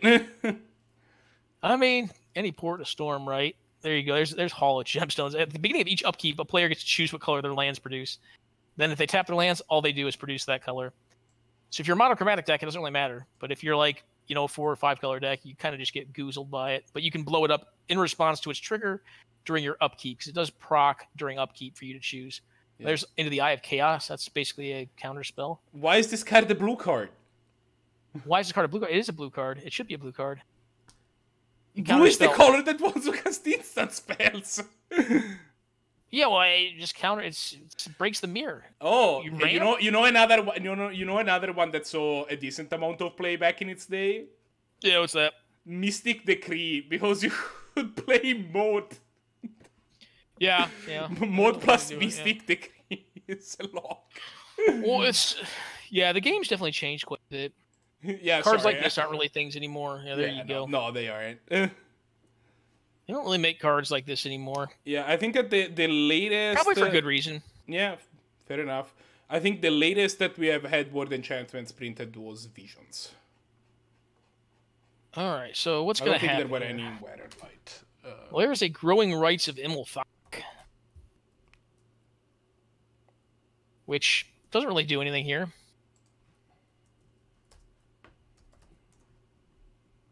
Yeah, Visions was the last time we saw word enchantments.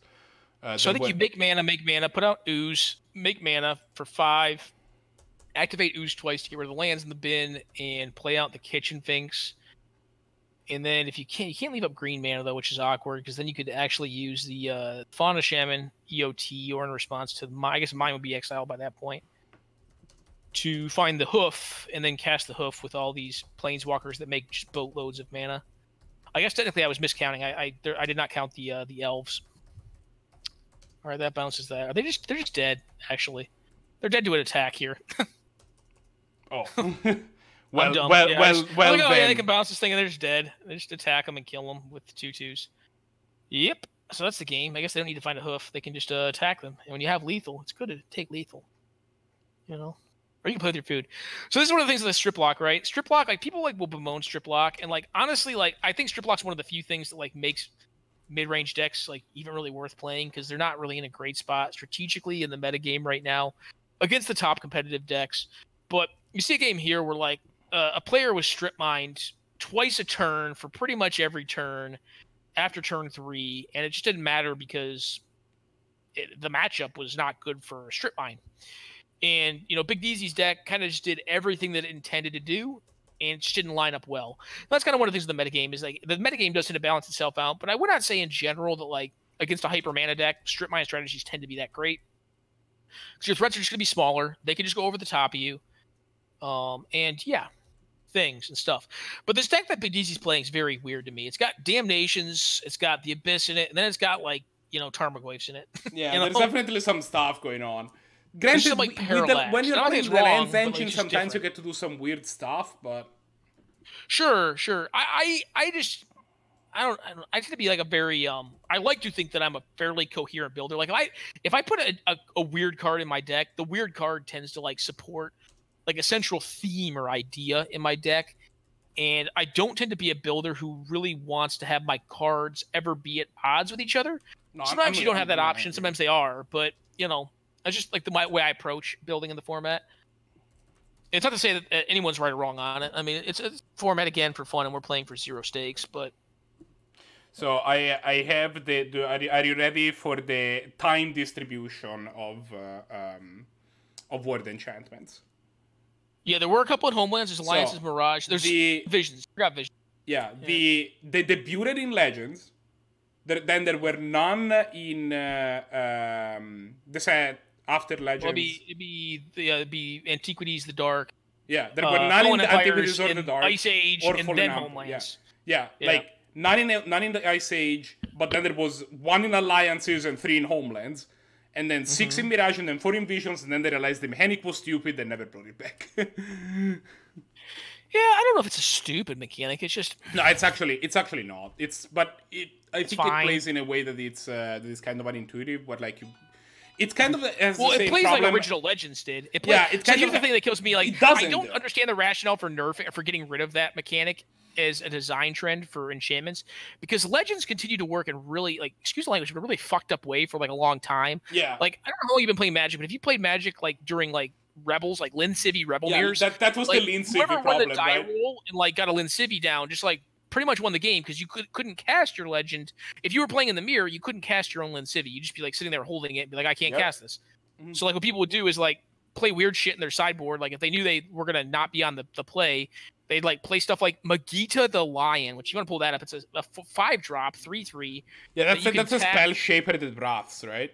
The Wrath spell it blows shaper. the board. So what you do is you play that idiot out, you know, way behind curve. But it would basically force. If they were worried about it, they'd have to forestall their development. But if they were developing like Rebels, they'd have like 6 threats on the board by that point. And then you blow up the board with this Magita, and then like on their EOT, and then you just play your Lin Civi on the next turn and be like, all right, well you can't play your Lin Civis that are trapped in your hand now. And then you basically take command of the game. It's a really weird time. It's a 7-mana investment to do all that.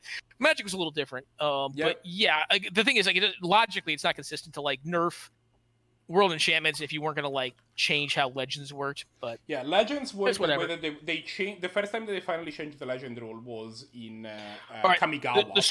The strip mine is gonna work this game. Oh, Just okay. saying. This time the strip mine is gonna get there.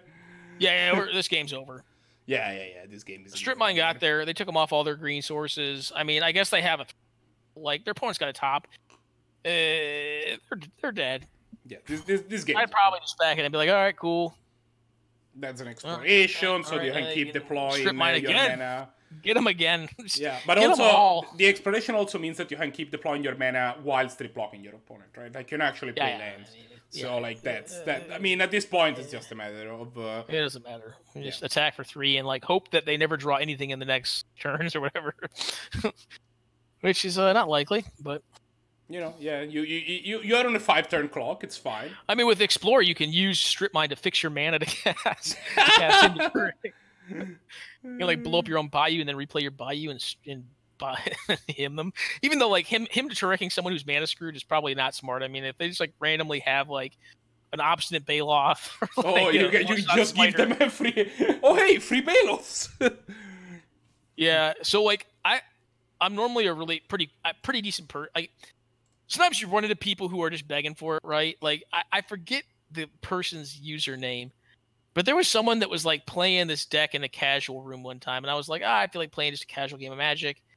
And it was like basically like all of the Power 9, and like all it had is him to Turix and hand attack, like in rituals to like hand attack the shit out of you.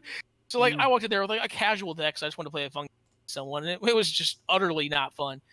So I put a deck together that had like 4 Null-Hide Ferox, like 4 Luxodon Spider, and I was like, all right, let's do this again. just to get the lulls from the let's person. see how these go. They didn't think it was funny though. I thought it was pretty funny. I'm like, they were pretty pissed, and I was like, dude, I just wanted to have fun with you. Come on, man, it's pretty funny. And yeah, I mean that's my riveting story for the day because nothing interesting is happening. No, there's a strip mine. This game is gonna keep going for a while, and all right. Well, no, this game doesn't have to go on forever. You just concede. There we go. Oh, there you go. Thank you, Evermist. Yeah, you just pack this one in. You're done.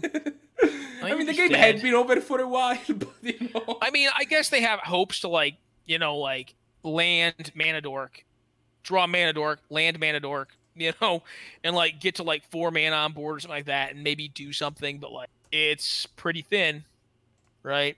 Yeah. Once it gets to that point. So yeah, I mean, if you get the strip lock early, I was kind of talking shit on strip lock versus Hoof, and like generally speaking, it's not that great. Evermist hand was not really like a great Hoof hand though. Like great Hoof hands are gonna have turn 1 Mana Dork, turn 2 Mana Dorks, or 1 more good Mana Dork. Into turn 4, start playing threats like Planeswalkers and whatnot. This is gonna be a mull to 5 for Evermist, but you should mull this. Yeah. That's a handy keep. If you have the Dryad Arbor, you find it here. I think you probably have a Dryad Arbor, right? Not all Hoof decks play it anymore. I think it's fine to play. Okay. They get rid of the Gaia's Cradle, so evidently they're not planning on burning. They are going to burn it off.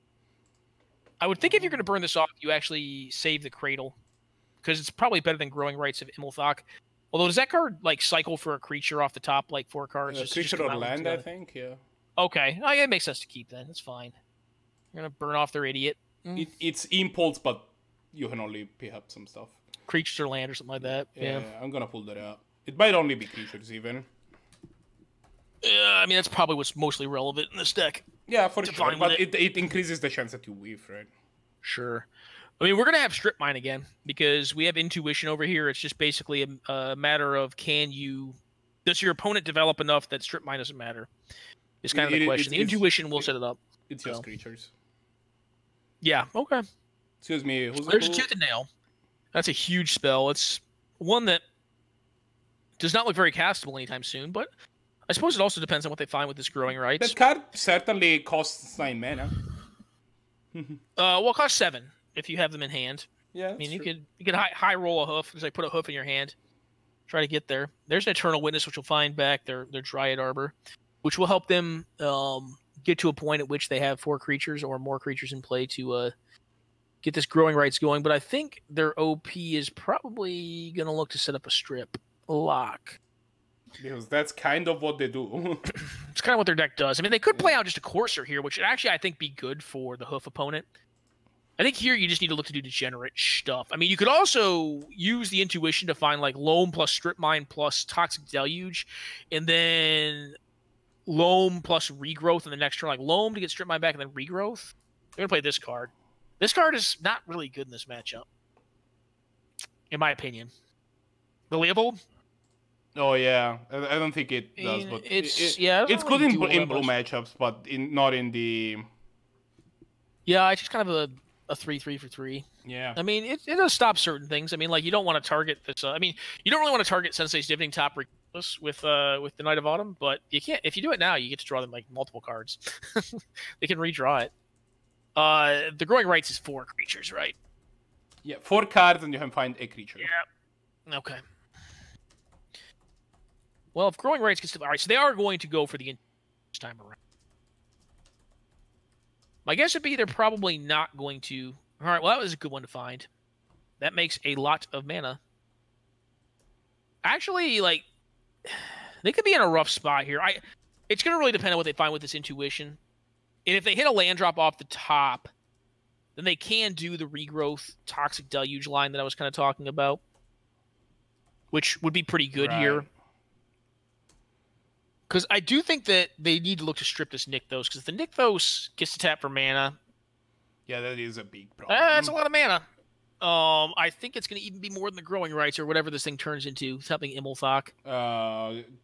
Ethelmok Cradle of something or whatever. Yeah, bad Gaia's Cradle. I'm sorry. I'm not trying to make fun of your deck, Evermist, but it's bad version of Gaia's Cradle. Well, I mean, you can be worse than Gaia's Cradle and still be a decent card. Still be an okay card. I don't see this card a ton in Hoof. I don't know if I like it in Hoof.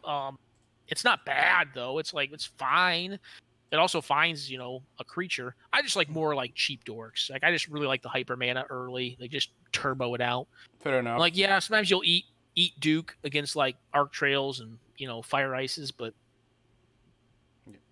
just fast mana. I mean, technically, after it's flipped, it's strictly better than Gaia's Cradle.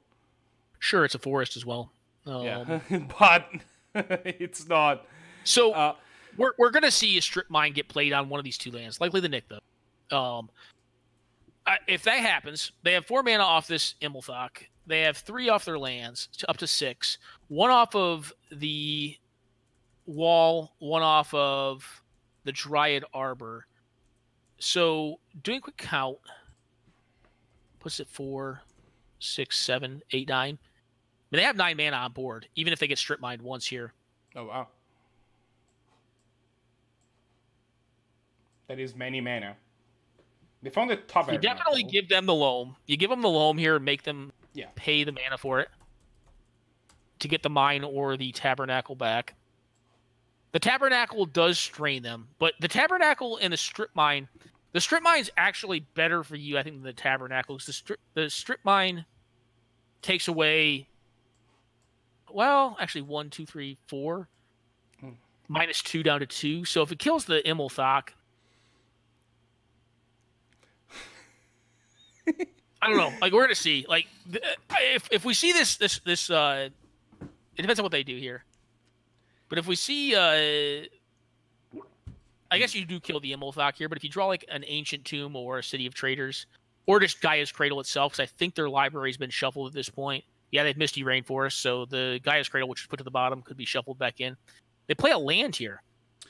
I gotta say, also, I want to land. like. They're gonna play out their Dryad of the Elysium and then play the Strip Mine or the Elysium. Dryad of the Elysium. Mm-hmm. I was gonna say, I want to thank everybody who's watching real quick because we have more viewers than I think we've ever had. So yeah, thanks. It's probably my charming personality coupled with your technical acumen. Don't sell yourself short. I think that your presence is an integral part of making this stream good. Oh hell yeah! I wasn't selling myself short, man. You were 100% serious. I'm selling myself up, dude. I mean, like, you weren't being sarcastic in any way, shape, or form. Absolutely not. No, not even a bit. All right, so mathematics time. Okay. Yeah, we can't do it. We can't do it. So we got 4, -2 down to 2, +4, 6, 7, 8. We're at 8. I want to say. Maybe I suck at math. If I suck at math, we're going to see this thing go off and just explode. If we don't, then we're going to see them probably start getting ground in the dirt. Okay. I think this is 8 mana, though, off of all this. So the Nykthos nets... Nykthos makes nets 2. Nets 2. I'm sorry, nets... No, technically, yeah. No, nets 1, right? You have to tap 3 counting it as a lands. land itself. Yeah. So I think they have... They can attack with the Knight of Autumn and put the screws to them at a minimum. Now, if they draw like Gaia's Cradle, they could just win next turn. They could also just tutor for 2 creatures. Like, that's not the worst, right? Yeah. Like, tutoring for like a Primeval Titan and like something else. Like, I think I would do that over doing nothing. Especially with knowing that I'm going to lose this Nykthos next turn. Yeah, I think you just go for it. I think you just find some dudes. Like, yeah, I'm probably gonna be able to count. Yeah, just find like a couple of 4 or 5 drops or something that are gonna be hostable after. Oh no, I'd find a Primeval Titan, baby. Like they, I guess they can strip mine you once. I mean, if they have a cycling thing, they could. I guess they could use their top plus loam to strip mine you twice. So that would technically take you off. But there's gonna be a tabernacle, right? Like. Yeah, I mean, the tabernacle taxes them as well, though. You know, they're making 1 mana per land drop. They are able to play 2, but Tabernacle is also kind of an issue for them as well. You're not wrong, though. I mean, that's a problem. I mean, if you're playing Ramanap Excavator, you could also just find that, but it's not going to erase the Dryad of the Elysium or the Elysian Grove. Oh, they just give up. Huh? Yeah. Oh. I think they couldn't figure it out. I don't think they were like quite. I mean, I don't know their deck list perfectly, so I mean, maybe their card just didn't find anything, but it still finds stuff, you know. Yep. So lands can sometimes get there. I wouldn't have expected that end, typically speaking. But the cool thing is, even though it was a rather abrupt end, we do get to see some more Magic, I assume, because I think it's more than likely that Bailite is still playing. We don't even see. It's more likely that somebody is still going. It's more likely that Bailite is still going. Yeah, I just gotta bust out Loading versus Bailite. Yeah, Loading versus Bailite is the only one actually. All right, is Croc still playing or no? I kind of want to see that other deck. Not Croc's deck per se. No offense, Croc, but like Blue Moon's a deck that I know. I've seen a lot of. All right, so. Oh yeah, Croc's been down for a while actually.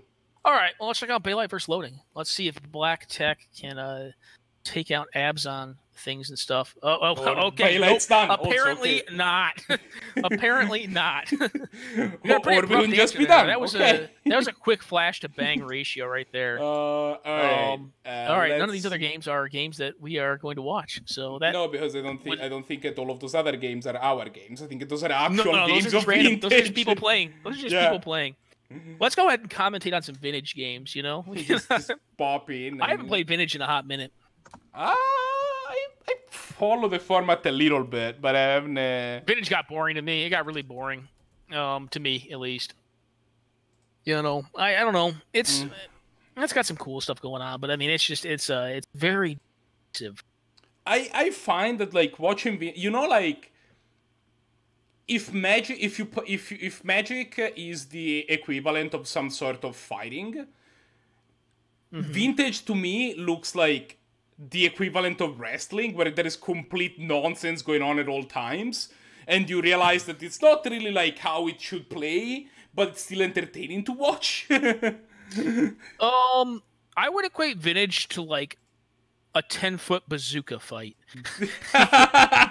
You know, like the art to it is really like not if you could hit the other person, because your decks are so goddamn powerful. Like this, the side blast, the shrapnel blast from it like kills people. But like it's how good you are at dodging like 10-foot rockets. You know, and like that's kind of like where it got for me. And I was like, this is just not that interesting. It feels like I'm just playing Rochambeau, and like me and this other person are just kicking each other in the genitalia.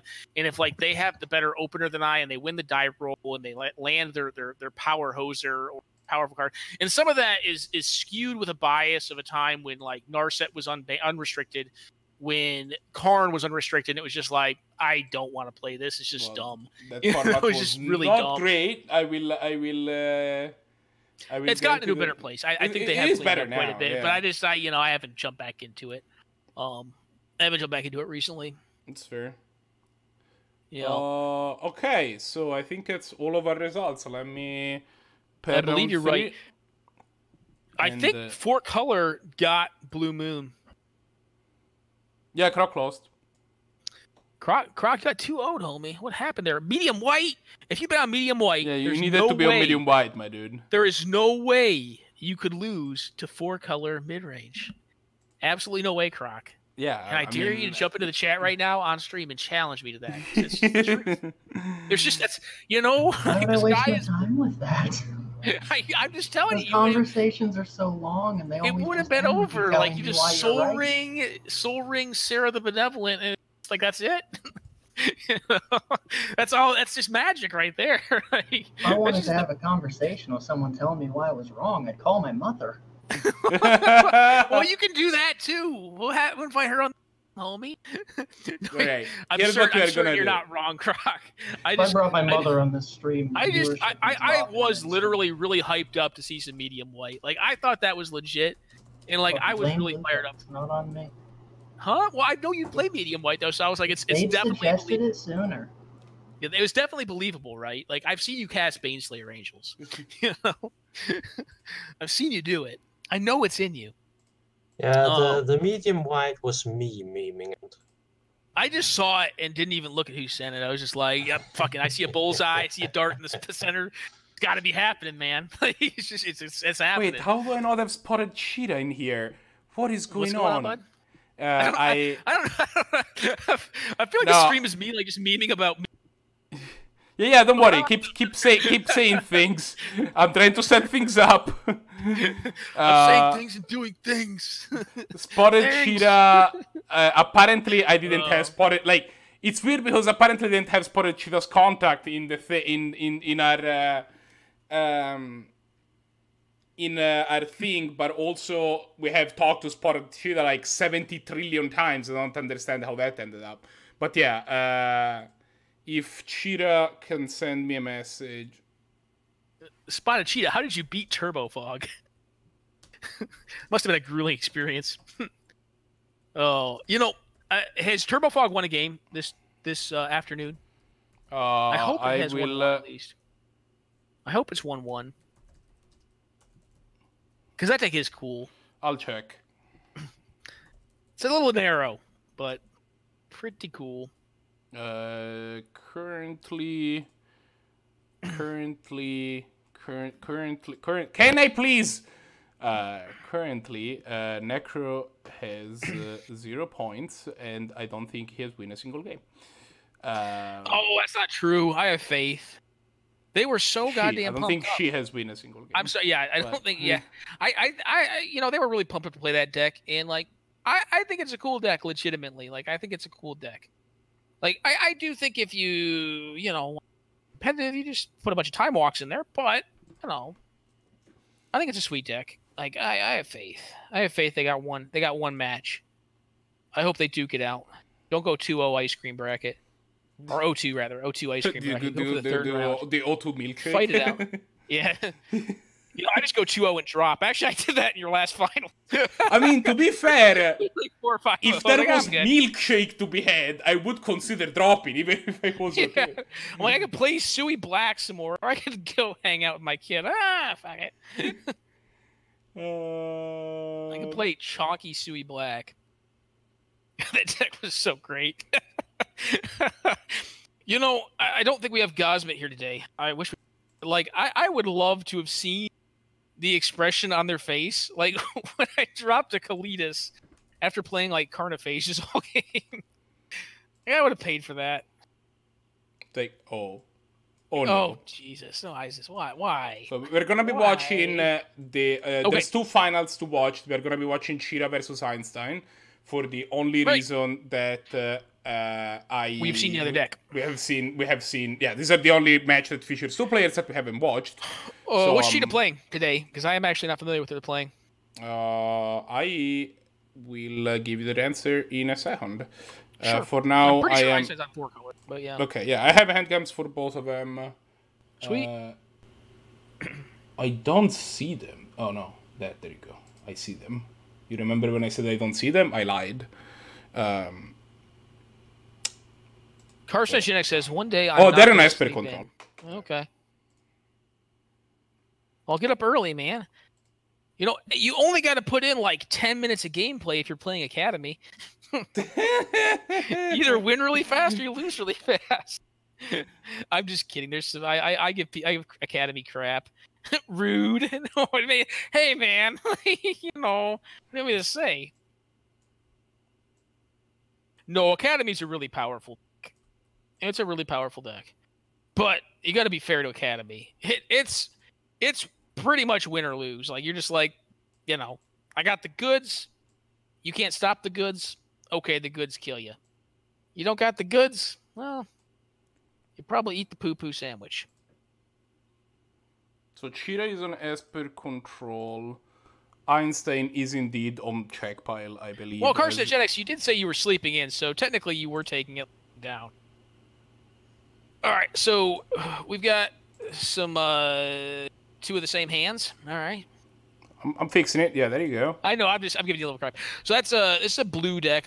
Is it blue white? I would assume. Esper, I believe. Esper. Okay. Esper. Cool.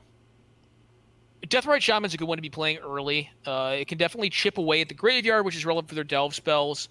Can also be relevant for like stymieing a Snapcaster Mage. It's just good pressure against like these Esper decks.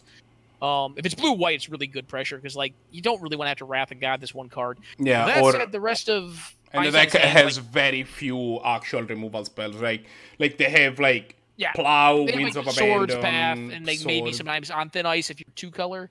Yeah, you probably play Winds of Abandon, right? I don't in blue-white. I play on Thin Ice over it. I don't like giving folks land drops, and getting to 6 mana is a lot. And like I can just Terminus for 1 mana, you know. Yeah, but that can do as well. both Like, you're gonna have more point of removal probably. What's that? I mean, the problem is that like that. Oh, you probably played D-Sphere too, right? I'm assuming. No, I don't tend to play that one. Oh, yeah. It just gets Abrupticator Assassin's Trophy. Like Abrupticate's on counter. It's just like I'd rather just play like, you know, Council's Judgment or Fractured Identity or Unexpectedly Absent and bury the crap in their deck. Yeah. I have played it. I don't think Spotted Cheetah's on Naya Hoof. No, it's not. I'm fixing things. Okay, I think you just typed out Naya Hoof. I don't think they're on Naya Hoof with me. Although that would be the coolest deck concept ever if they like had like an Ahiri in their deck, and they used Ahiri to find Craterhoof Behemoth, and then I don't know how else they'd combo with it. Like if you played like Lingering Souls and like Craterhoof Behemoth. Just get there. Well, I actually like recently made like a big Jeskai deck that like was fine, but it ran like its win con was like literally Nahiri and like deck, and then it just had a random Emrakul in it. You just use the Emrakul to reshuffle your good cards back into your deck if you needed your graveyard. Naya Mentor into Hoof. Yeah, you can Mentor into Hoof. I mean, like once you have Mentor though, like Mentor's pretty good on its own. Yeah, Mentor doesn't need the Hoof. Yeah, like Mentor is like really, in my opinion, like much more heavily a Jeskai card. I play it in Esper.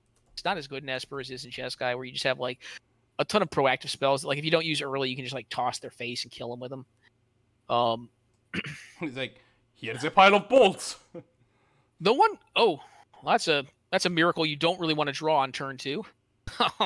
Nope. So I assume we're probably going to see an Esper Charm here. Honestly, like I think you can allow this Esper Charm to resolve and just ditch these 2 lands and be fine with it. I don't think I would daze it. I mean, again, there's like an argument that like you daze whatever you have an opportunity to daze. It kind of doesn't matter. Yeah, but against like Esper, like they're going to try to spell at some casting. Like my lands that I have in hand aren't that relevant. Like even here, like the Fatal Push and the Caracas aren't that valuable. Like I think I would just allow it to resolve and then keep on doming their graveyard. All right, I think they he draws 2 with the Esper Charm. Oh well, okay. I mean, even here, I think I would still probably allow it to happen. You've got advantage, maybe not. It's closer. If your opponent is casting Divination, it's closer, but I mean, there's a lot that this deck can do on. Like, there's a lot that like blue-white base controlled style decks can do on 4 mana. Some of which is like Supreme Verdict, where you just like lose your board. But like there's a lot of walkers. There's Mystical Teachings. There's Cryptic Command, as we see in hand. And there's literal moats. The literal actual moat. Yeah, you can moat. Moat is not the worst. Yeah, it is telling though that like Cheetah kind of needed these 2 cards because he doesn't. They're because he doesn't have any more lands, and he was forced to play this Mystic Sanctuary. Although this thing's just gonna get countered by a negate, which I suppose is fine. I think there may have been a counter argument to like just actually not leaving negate up, and trying to transmute Muddle the Mixture into something that finds something relevant. I don't know what their point spread is, but I can find Merchant Scroll, can find Search for Azcanta to kind of, get through some more cards. Although Search for Azcanta is not great versus DRS. Let's find Snapcaster, which is also not great versus DRS. Again, DRS kind of just screwing them up. DRS is really, like, it doesn't seem like it'd be that savage against this deck, but as far as 1-drops go, it's one of the 1-drops that you want to see the least, because it stymies a lot of your random stuff. Yeah, and plus, like, it is pressure, right? Like, it kind of does everything. Yes, it ramps you early, it's pressure late, it's... Yep, let's do a turn. Let's see what high value things Cheetah can transmute Muddle for. Typically, it's like Merchant Scroll, Snapcaster, and then Search for Azcanta are the cards that you tend to get with it. That's a Voice of Resurgence that's going to probably eat a Cryptic Command on main 2. Yeah, that card is a little rough to just let resolve, honestly. I mean, it just depends. If you have a Terminus, like, if you have access to Terminus, it's not bad, but... I mean, you can also, if they have Merchant Scroll and Terminus, I mean, they could find Merchant Scroll with the Muddle, find Merchant Scroll, find Mystical Tutor, set Mystical Tutor to top, cast Mystical Tutor, set Terminus to top, and then blow up the board. That's a very slow, like, lengthy process, but I don't, and they could be playing it. They have a selection of 19 cards that cost 2 mana. With one more land, they can make 2 Angel, which, I mean, one of them's going to get eaten by a Fatal Push, but it's not the worst. The high value targets, let's see, are Search for Azcanta, Jace Vryn's Prodigy. I don't consider JVP a high value one. Castigate, Collective Brutality, Counterspell, Deprive, Snapcaster's pretty big. Yeah, Snapcaster is huge. But there is an active DRS, so Snapcaster... So they exile their own bin. It's kind of under that. Yeah, they exile their own bin here. Oh, to shrink the DRS. Aggressive, but... Yeah. To like make the DRS less relevant. Yeah, that's fair. They just want to take 2 damage off themselves and draw a card. I mean, unfortunately, the card was a land, but... So you're going to sack this thing, try to look for some relevant stuff. They found a Jace. That's a good one to find. Jace is good card. Most Jaces. Yeah, Jace is not a bad card. That's for sure. I think there's an argument to just like slamming Angels here and then having Force of Will back up. Like make 2 Angels. Make 2 Angels and... Yeah, I mean, you could also like Jace and like put it back on top. Yeah, I mean, you can't... He doesn't have 3 white to cast the... He has a fetch land in hand that can find Scrubland. Oh, okay, yeah. If you wanted to. I think they're going to go for this line, which is just like put the Jace into play, shuffle their hand in Libro, brainstorm, tuck away this entreat and then make a bazillion angels in the following turn. Yeah, next turn that's 5 angels, so that is a sizable amount of angels. Yeah, it's a lethal attack from angels. I guess it's not. Well, I guess they have forceful, so they can actually stop the fatal push. Yeah. I mean, you don't even need to, though, right? You can just attack with the stupid angels and call it a day. Well, you only do 16 if you. And you'll kill them next turn. It's not like the angels go away or anything. Well, so this is 3. 3 down to 6, plus 2 down to 4. Yeah, the angels are probably going to outpace this clock. They have vigilance, right? Oh, no, they don't. They're not zero angels. They're just regular old angel tokens. They tap to attack. So... They're angels. Why would they tap to attack? That makes no sense. Oh, there's plenty of angels that don't have vigilance in Magic. I mean, it's like, how many archers have reach? Well, I mean, there's plenty of angels that don't have vigilance, but usually a lot of angel tokens have vigilance. Cling to Dust is pretty big. I mean, Cling to Dust gets blanked by this shaman, but they can gain life with it. I believe. Are there any creatures in the bins? Are there any creatures in the bins? You're asking me difficult questions. Okay, don't worry about it. I don't think there are, but one of the bins was completely exiled, and the other deck, and the deck that exiled their own bin. There is one creature in one bin. There is a Voice of Resurgence. Okay. Voice, that's right. Yep. In an instance bin, yeah. I do find it interesting that they didn't try to go for angels this turn, though, especially with like the Cling to Dust. I think it was probably I liked it better than just like doing what they're doing. I guess they could use Cling to Dust to draw into it in the middle of combat and then try to blow up combat. The problem is this DRS like stops that, right? Yeah, the DRS stops Cling to Dust. They didn't DR. I guess there's only a creature in bin, I'm assuming. Oh, this Spell Pierce is going to force a... So they attack. The Spell Pierce is going to be interesting. Yeah, you have to force it if you want. Yeah, you are going to have to force it unless you don't tap out for angels. But, like, why aren't you going to tap out for angels? And this Cling to Dust is going to get blown out. I guess it's not, because they can target a land or an enchantment, which there's an enchantment, I believe, lands in the bin.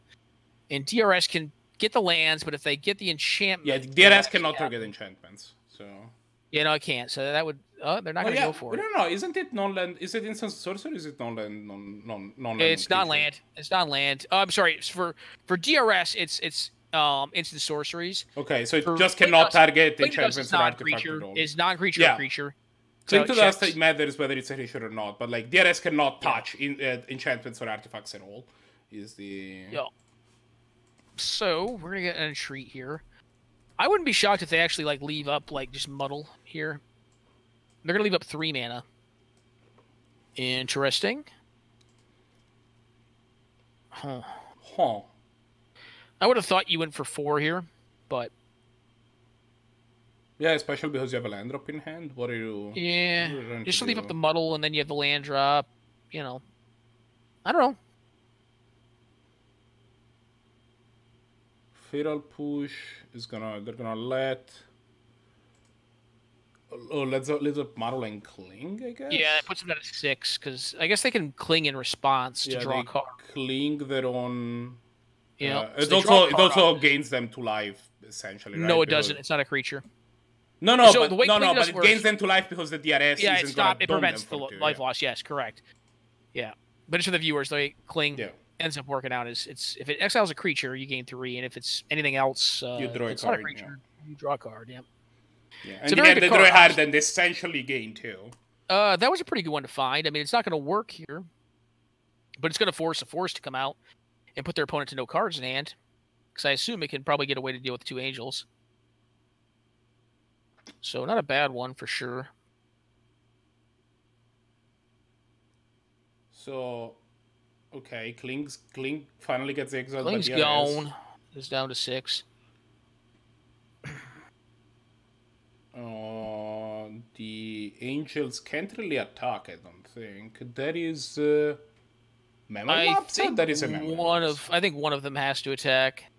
Yeah, that's fair. Yeah. Yeah, you kind of have to here, like just to put some pressure on him. Now this Mystical Tutor is going to wipe the board up. Oh, that's a Mystical Tutor.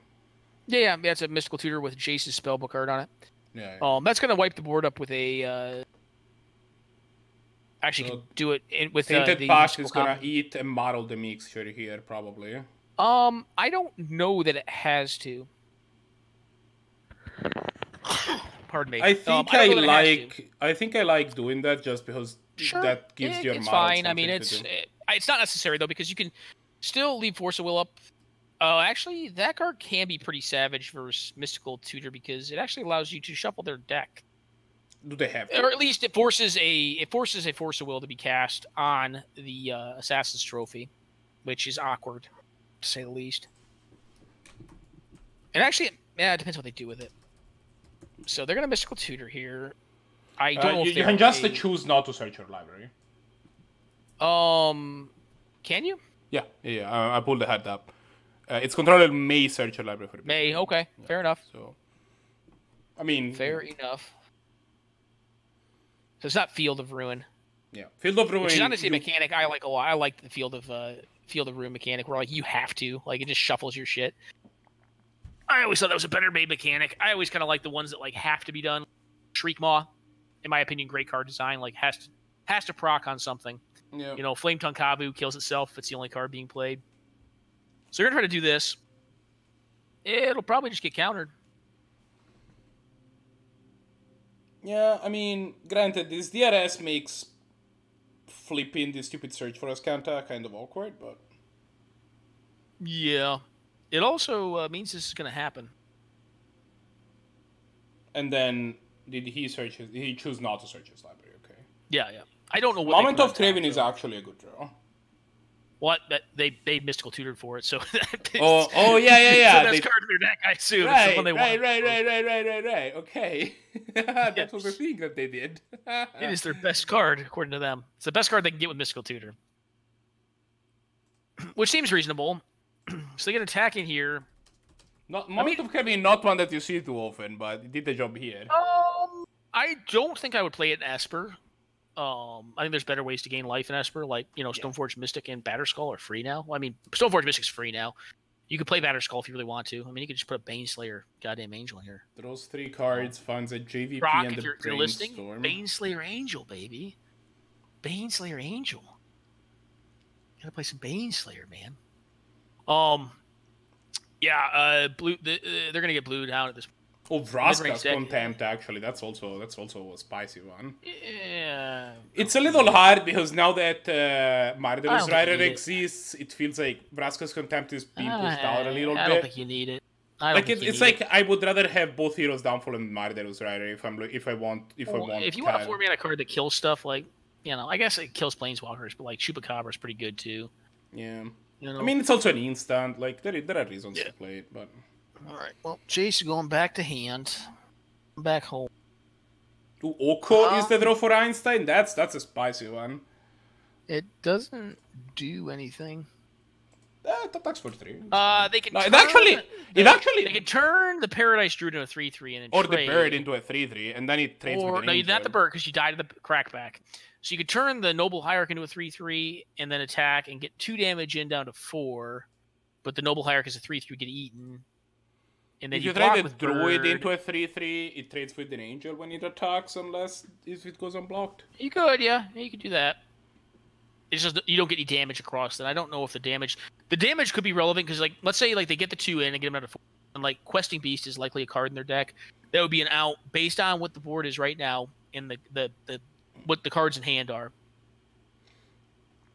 This Thoughts is never going to get cast under any circumstance. Probably not.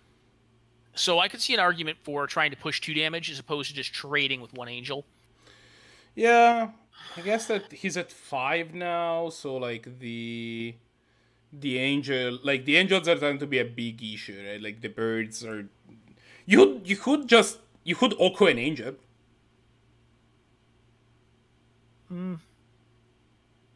Not sold on that line. You could make a. You don't beat the 3/3 on board. You don't beat a 3/3 on board. That's fair. You could make a. I think you either look to trade with it or you look to push 2 damage, and then see if you can get them a little bit greedy. What if you just make force the trade, force the chump with a double attack, put you down to 1, and then. I mean, you can just make a food and gain 3 life. Yeah, that doesn't get you anywhere though. It gains you 3 life. You got to look to win here. Like the blue deck, the bigger blue deck is gonna. Like, I think you got to look to win. I don't think making food is a winning line. I think it just, it puts you at 8, which is still, you get hit by both these angels, you're still dead. You're still at 0. So it forces the same line of play, which is if they attack with both angels, you have to chump with the Birds of Paradise. If they only attack with one, and yeah. Okay, decides to wake up the Paradise Druid. Yep. And it seems like a fine line. Yeah. I do think the most viable lines are this, or making the Noble Hierarch a 3/3 and attacking with both, putting them down to 2, and then looking to see if you can mise. Cheetah chooses to trade, picks up a land. Fine. Yep. I mean, the one cool thing for them is at this point, like, it's tough to attack with the Angel because, like, you could just die to, just die to a random nonsense. Yeah. So they may just take the 4 now and go down to 1. I don't think that's a crazy line of play. Yeah, I mean, the Jays can chump if the next thing gets woken up. No, they can't. Caracas is in play. There's Caracas COT. Right, there is a Caracas in play. Yep. And if Questing Beast is the draw, this is... Yeah, Oko might have done it. Oko's Scourge of Standard might have done well, the I'm just saying, they have to still draw. I mean, like, I mean, this game is not over by any means. But they can hit for 3. Their OP has hit for 3. I mean, if they want to hand way up the Hierarch and hit for 3 next turn no matter what, right? Like, well, I think they should. And then hope their opponent blanks for another turn. Yeah. We'll see what the draw like is. There are definitely a lot of draws that just let Einstein just win. Sure. They definitely want a Caracas here. Send this thing back to the Mana realm of Shadow and Mana Drain is actually not bad. Kind of. It's fine. It makes sure that you win on the upcoming It's awkward from the standpoint that, like, you need your birds and or your noble to cast it right now because you have, like, a bunch of fetch lands that kill you in play. Oh, I didn't realize that. Yeah. Wow, really heads up play of Einstein to just hold on to all of those stupid fetch lands. Because he's at 1 life now and he would have died. Yeah, well, there's probably more of a practical reason for doing that. It's probably to turn on Mystic Sanctuary. Right. My guess. And there's just no need to fetch with them. So, I mean, why? Yeah. But you definitely attack here. Get your 3 in. Block. Hope they have bullshit in hand. And try to win. I don't think there's another line. I mean, you could gain life, but that doesn't do anything. It just, it gives you... I guess it gives you 2 draw steps. But, like, I don't think you're looking to trade draw steps with the control deck. Like, you want to trade as few draw steps as possible. Yeah. Cards are more powerful. That cards are going to be more powerful in yours. You want to win this game as fast as you can in general. Yeah. The deck's bigger than yours. Again, the cool thing is there is an Urborg in play, so, I mean, like, those fetch lands do produce colorless mana. Are there more rounds after this? No, they're not. No, we're not going to... But if you want more rounds... Like, you know what? I'm sure someone will play you. Look. If people, like, I don't have anything to do after this. If whoever wins this round what happened? They made this Angel a 3/3? Why? Weird. Oh. You gotta... Because they had the game here. Like, this was a game win. Like, yeah, and you hate to see it. Like, this was a game win. I mean, they just attack. I mean, they force the Angel to stay back, so they can do. Actually, they can't because then they just turn the bird into a 3/3 and kill them. So, oof, big oof. Yeah, I don't understand this line. So, if whoever wins this round and whoever wins the other final wants to play a mega final, I am. Bound to, like, stay around and commentate it. I don't know if Loman has stuff to do, but also I may have to go do some other things after this one here. But you got me around for this one. Yeah. All right, so you turn this dum. Oh, why that one? Just attack them. Oh. All right. Oh. No, you should just attack. Kill them. Kill them dead. They got nothing. They got nothing. They haven't done anything. Please. I mean, to be fair, Einstein, like, you say that you don't want to, like, trade draw step with the blue control deck, but Einstein is also a blue control deck. So they're a mid-range deck. They're a mid-range blue deck. This is a blue control deck. Like, all you need to have happen is them draw, like, this card. And just gain a bazillion life. Like, they'd be dead. They would be literally dead right now if you had turned the other card into a 3/3. Attacked once, they draw a wasteland, you block, then they're dead. Or they can't attack, and then you make your other thing a 3/3, and you attack, and they're dead. It's like Gaia's Guide notably make a lethal spirit.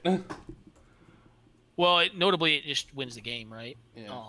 Because they gain 4 life, they can take 3 off one of these things. The game. It just does everything. It's They can make a food token. yeah, And maybe gain enough life, but it's like so they chump, trade. They gain 4, make a 1/1. It's not a great effect, but like.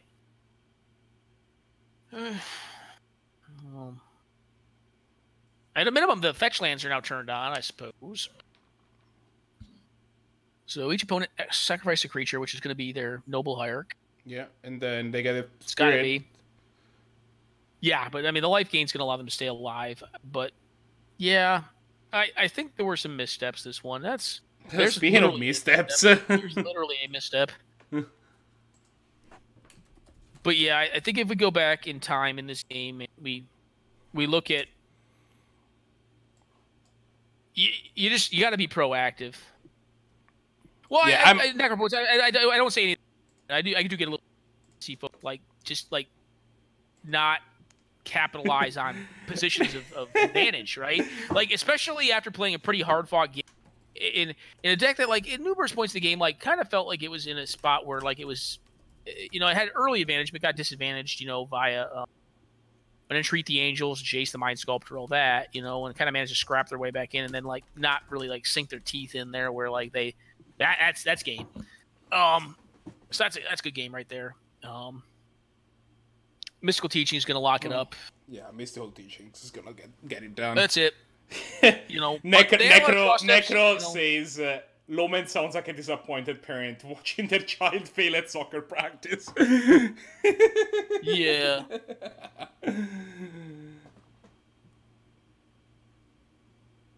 No, I saw him. I was like, Hair.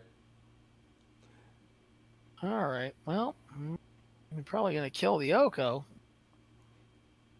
Yeah, I think you just go ahead and pack it in here if you're on the mid-range deck. I mean, I guess you can gain the 3 life here. You can gain the 3 life here and stay alive. Oko. A land doesn't do anything. The Spirit hits him for 1.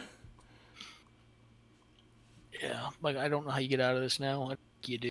Yeah, Teachings. There's still a Teachings in the graveyard, right? Yeah, they can't cast it now, though. They need 1 more mana to do so. There's a Brainstorm. That's It's fine. There's always next turn. Yep. Mental 2 Misstep, fetch lands. the There's a Brainstorm. misstep. Oh yeah, I mean the Brainstorm was a pretty high value play here. So you absolutely misstep it here. Supreme Verdict. I don't think you even want to cast it. No, you got the Teachings. So you just use Teachings to close the game out. Yeah, Teachings for, I don't know, something. Fire Ice is fine, whatever. Cryptic Command. Teachings for some stuff. Dig through time, like it doesn't. Or Ancestral Recall, as it turns out. That's just the a old fun seven, play. I mean, seven mana, draw 3 cards, Yeah. I guess. Yeah. Found the old 3 counterspell off of it. A Miscalc, counterspell, Condescend at the draws. Yeah. I don't know why they're not looking to trade here. I think I would just look to trade here with the token on board. Yeah. Or would have found Cryptic Command and bounced it, put them to 1 so they can't fetch the other land, and they're going to have to draw those Brainstorm cards. Actually, they didn't even get to Brainstorm. No, they didn't get to Brainstorm, yeah. Yeah, I got my Life list from up. the Loam is the draw. That doesn't do anything. That doesn't do anything, I don't think. Yeah, I think the Nope. graveyard's got exiled multiple mean, times. There are literally no lands in his yard. No. All right. Well, This is still game 1, by the way, right? it is, yeah. They're going to make him play it down, I think. That Necro, would be I sick. don't want to hear it from you. What's Necro talking about over there? She just posted ellipses. For Look, what reason? Blahguy. I don't even know what that means. Waiting. What are you waiting for, Necro? Are you looking for me to reply to your comments? You say there will be an I awkward just said this is silent just car game ride live. home. Game 1, and the response was just ellipses. Necro, okay. the world's got a plague going on right now. We don't even go to soccer games anymore. I got to be disappointed at you. I can't be disappointed in my kids. Okay, this plow seals it, and Spotted Cheetah wins. We'll see if All they right. want to go to a different match, or they think they have finished the game in these like 10 minutes that each of them has. Yeah, about 10, yeah.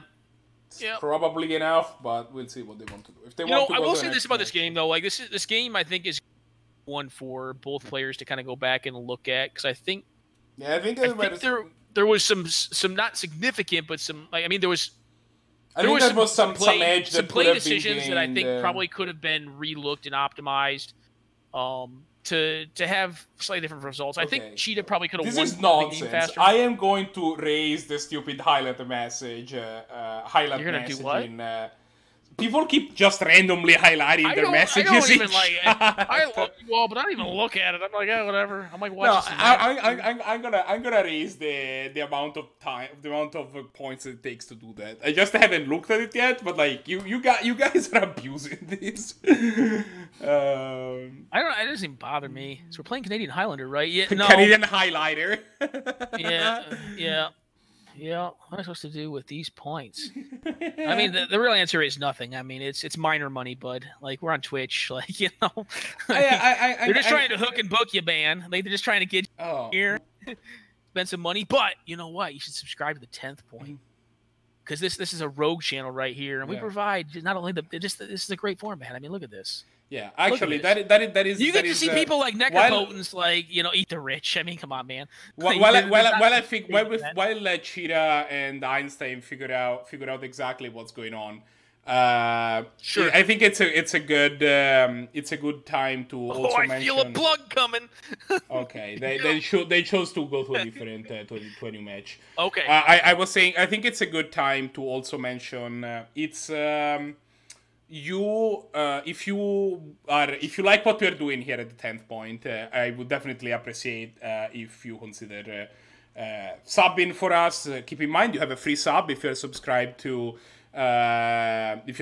Twitch Prime, so you know, like we wouldn't hate it. It would help me. It would help us run like a channel with like a little run a couple of projects for the channel that I wouldn't mind having some funds for. So that, you know, things work better if you have a budget. You know what? I'm not gonna lie. If I was making money off Twitch, it'd go right to my Ferrari. You know, like, why not? Well, I mean, it's a matter of like I would like to put some money on the line for these tournaments maybe at some point in the Sure. future, and Yeah. Well, no, subscriptions would help for that. Yeah. Yeah, no, pricing's a big thing. And also, I think... Oh, hey, like, JPSS, thank you for your sub. There you go. There we go, hell yeah. when you start having pricing on the line, too, like, you know, you're going to see more competition. You're going to probably see more variety of decks. You probably see, not to offend anyone, because, like, Necropotence is trying to LSV their way into the booth, but some decks that, you know, if there was money on the line, maybe folks wouldn't play, like Turbofog. You'd see more folks play Temporal Spring in decks, like Croc is mentioning there. Yes, Croc, I played Temporal Spring medium white, a significant number of decks. I'd see more medium white. Yeah, I mean, like, it depends on how medium. Like, maybe like just small medium, like just big death and taxes, not like full medium. Because like full medium's pretty medium. You know what I mean? Like, it's kind of medium. Yeah, it's you know, it's a thing. Yeah. Moderate white. That's moderate white. You know, Okay. Moderate white. It's just like, you know, like I can still cast stuff off these soul rings and these mana crypts and like these, you know, crystal veins and shit. But I mean, like ancient tombs. But like I don't like have like 5/5 drops stuck in my hand. You know, I'm not like that kind of big white, medium white. You know what? Necro? You want to try your hand at the booth? Sure. Just come in. Hello, man. I have a question. Oh my God, you're so loud. Hey, one, like move your mic a little away from. For starters, don't eat that fucker. And two, what's your question? But I'm sure you do, because I've seen some things and I got some questions too. Shoot. Okay, first of all, it's because my mic is from my headphone set, which is. You're all right, man. It's okay. Yeah. It's okay. Okay, it was but very like. close and very staticky before. Yeah. Oh, no, I was really mad. Okay, so do you have a problem with About me, what? little man? No About what? problem. Like, I mean, yeah, I brought Turbofog. Yes, I lost horribly because of bad matchups, but I still had fun. I wanted to like put on a show. But you're like, talking to a guy who like plays stacks. Ubamat? I play some other dog shit decks. So don't get upset if I say your deck's not the most competitively viable, because being fair, like Turbofog. No. That's just being honest with ourselves, right? You know, I think would it's a sweet still deck. play Turbofog. Hell yeah, Even, play it. Yeah, Play it. Yeah, of course. But it's also like, you know, I think a big part of this, like, this format does have competitive limits to it, right? Of certain decks. You can do anything you can do in Magic. You just have to have reasonable expectation management while you're doing it. But That's just like, the truth. It is. I'm gonna leave you guys. But let's talk about what's going on here on stream. Yeah. So All right. currently we're seeing the battle of the mid-range, like draws. Where I'd say control V mid-range. So yeah, but like the draws seem more mid-range. Like it's not that like or tempo-ish even. Like both players have a more of a tempo-ish like start, I guess, is what I'm trying to say. It doesn't seem like they're like full hog control. They're trying to chip in damage where they can. They realize they're Esper, so yeah, they're Esper. It's going to depend on how they're tuned up. I think who's against Spotted Cheetah? Einstein, right? It's Einstein. It's Einstein, yeah, on 4-color. Yeah, I think Einstein after the first game realizes that they have to like go fast or they can't win. Also, I mean that's my opinion. Well, it's kind of a classic question. Down, right? I mean, it's just classic kind of Magic. Like, am I the beatdown or am I the control? Do I have more in control elements in card draw, or do I have, you know, more pressure? And I don't think you're wrong. I think Einstein in this matchup, as a preset to the matchup, is going to tend to be the beatdown. The problem is going to be here. They're kind of stuck on a funnel of mana, and their opponent has made another land drop, and will likely be. So one of the things that's confusing me really bad right now is that these hands, these boards are flip flopped. Yeah. Yep. Yeah, I was like confused by the days. Why? Okay, this is where I see the downside of days. This is where you see the downside of days, where you actually have to have a certain like density of islands just to play it. Like you wouldn't be happy playing it for 2 mana. You have to like have it like. I mean, if I'm getting to daze someone, like I'll pay mana. Relevant to do. It's fine. Yeah, but you wouldn't play it in your deck as a 2 mana force. You know, you would not play it as a 2 mana force. But you would want to like. It's the same when you play like cards like Gush, cards like that, cards like Mystic Sanctuary. You want to have a respectable amount of violence, and it might be due to budgetary restraints. I don't know that's necessarily the case here. I mean, like one player is just not.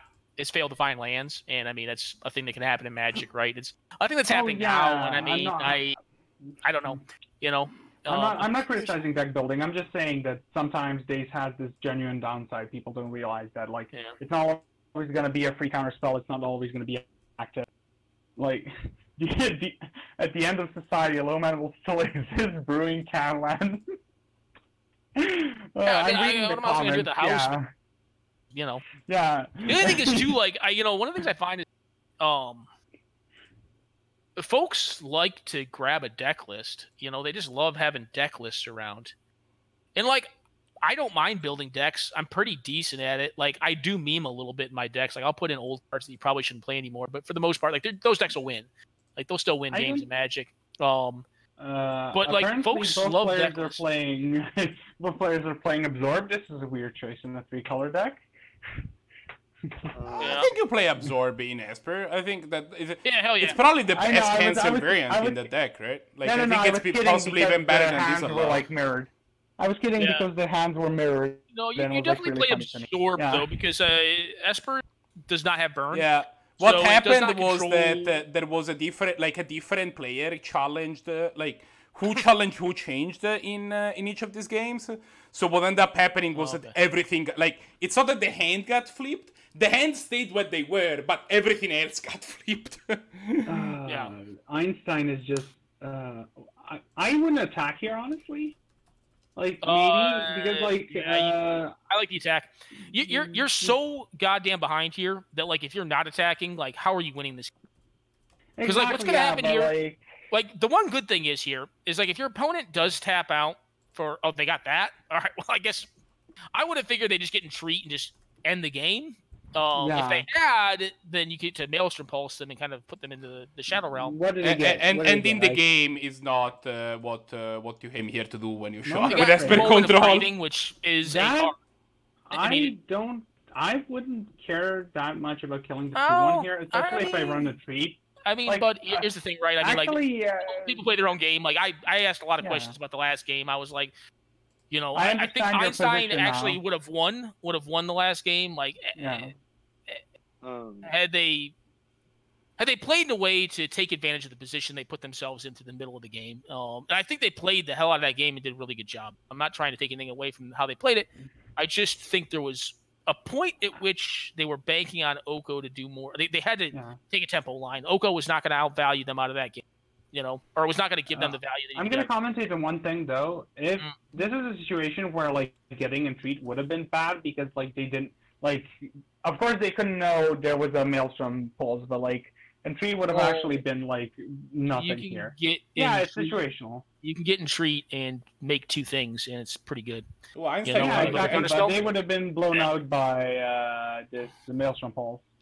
Well, no, you just because they would. But you cast it for 2. You cast it for 2 mana. Oh, you would on cast top of it the 2. for 2. Yeah, honestly, yeah. But depends. Like always depends. You can never like discount. People sometimes misplay because they're so used to like dumping. No, it's not. It's not a Especially misplay. with It's a play Yeah. decision. So, like, it's not a misplay. Yeah.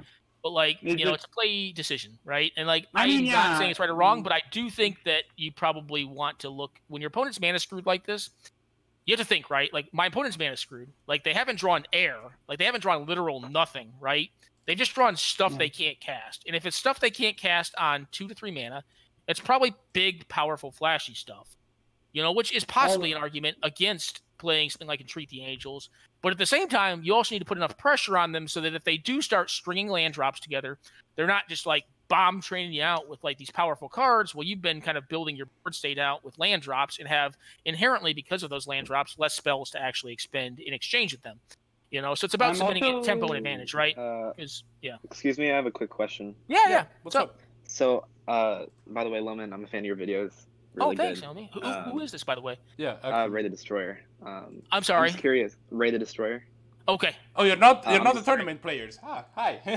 Hi. I'm just curious. What is this channel for? Because I never see anybody in the voice channels here. Oh, I'm sorry. I think you were asking me questions, but I'm talking during. But yeah, no. I mean, what is this for? Pretty much all the nonsense that you're hearing right. We're running a tournament right now. You're actually in the middle of the tournament, just bullshitting with us, which is cool. Yeah, you're on stream. You're totally Welcome fine. to the stream. We're running an event and like just commenting on Twitch, but you're cool, man. Like that's cool. You can jump in. But typically what they're used for is just for folks to play games that do voice interchange right now because the world's under like quarantine and there's a massive plague. Like people are playing face-to-face games. So this tournament is a tournament structure. And folks will voice chat because it's all run at once, but typically there's just the league, there's a webcam tournament structure, and then there's this one right here that we're running, which is called the 10th Point, which is every Sunday. How would I go about joining the tournament? So what I would recommend you do is this, homie. Like go back into the Discord, jump into the tournament announcements section. And in there's going to be a bunch of like text posts from folks. Croc64 will be the guy who runs the league, or the fellow who runs the league person. Red Mage runs this, the 10th point, and then I think there is someone who's getting a startup for like webcam, card-based play, cardboard. Also, if you join Twitch chat right now, and you like, as soon as I see you in Twitch chat, I'm gonna post some reminder stuff. But we have a poll already set up to sign for next week, so I can just give you that link. But so you apologize for barging in. No, it's fine. You don't worry about it. Honestly, we're in the middle of a game. Yeah.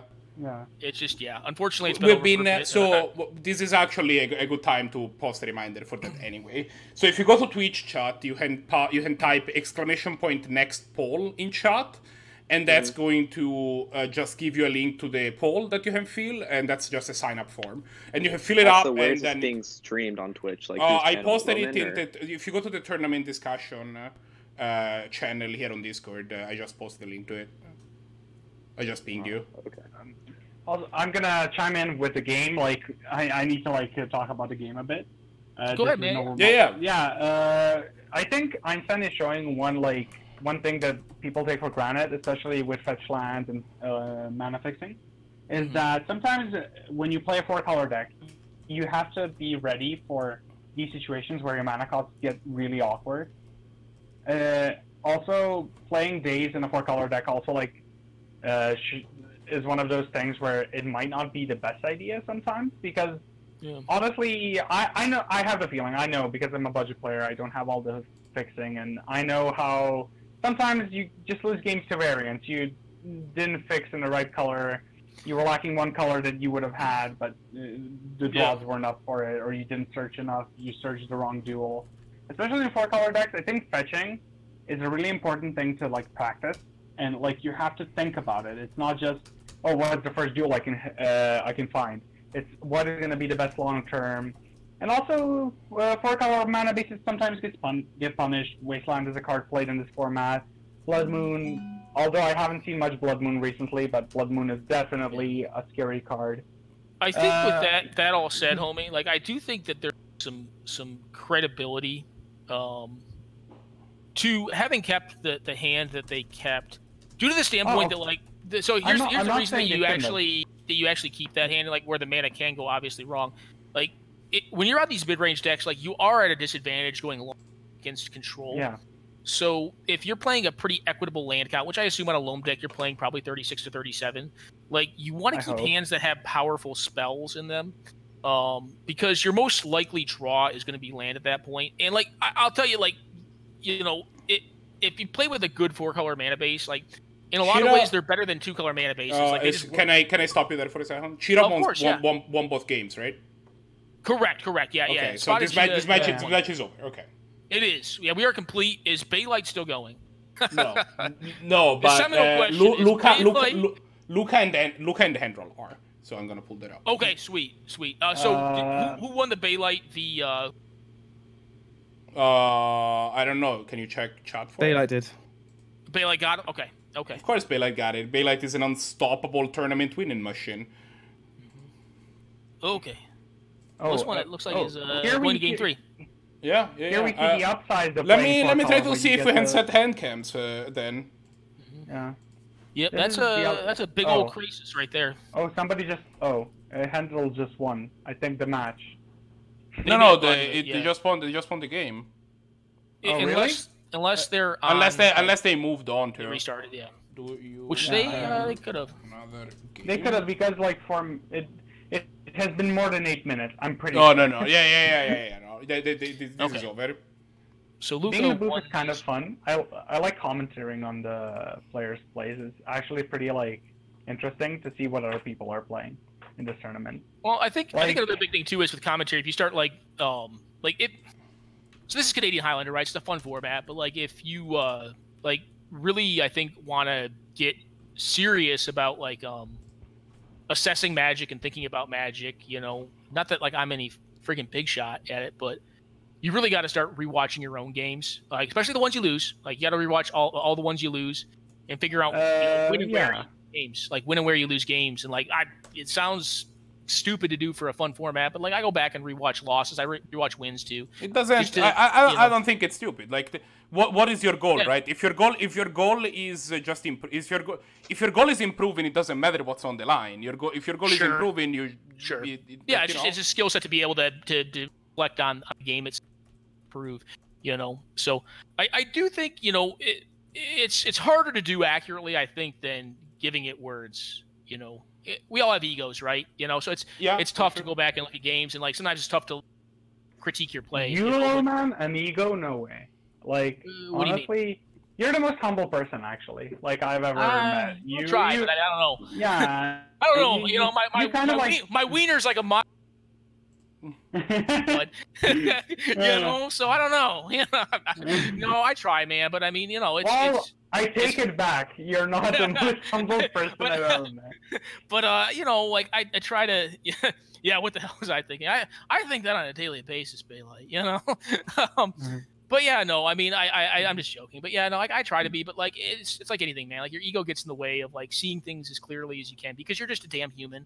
And like I have a problem with like I underestimate myself and constantly like, it's my fault I lost. It's not the deck or the bad matchup. I like Joe's 42's comments. See, I don't do that. I just don't know what I was doing. I just don't know that I wasn't. Okay. I love it. All Well, right. Well, I had fun at the tournament today. I hope you guys do. Anything else we got to cover, Red Mage? I'm sure. So what I'm, I mean, if you need to leave, you are welcome to. What I'm doing is punching in the results so that I have, so that I can actually write. Because this is the second to last week, so I thought it would be interesting to talk about the final, like what the final. Oh my God, the rankings are for the season right now. So I was going to like quickly punch in the results, and it's gonna take me like a couple of minutes to do so. So all right, so you're doing stream nug work. All right, so just keep on talking about stuff. Yeah, just keep talking about stuff. Exactly. Okay, yeah. Plug the stream, but remind people what they need to do to sign out. The exclamation point Discord stuff. Talk about all of that stuff. Okay, sure. We won't get distracted at all. If you go to the Canadian Highlander Discord, you can check the tournament announcements. You can join the tournament.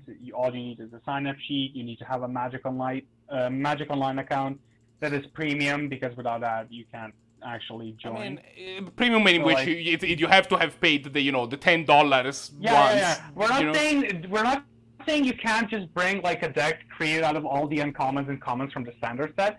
I wouldn't recommend it. I tried to play a game with that sort of deck. It kind of works, but it doesn't.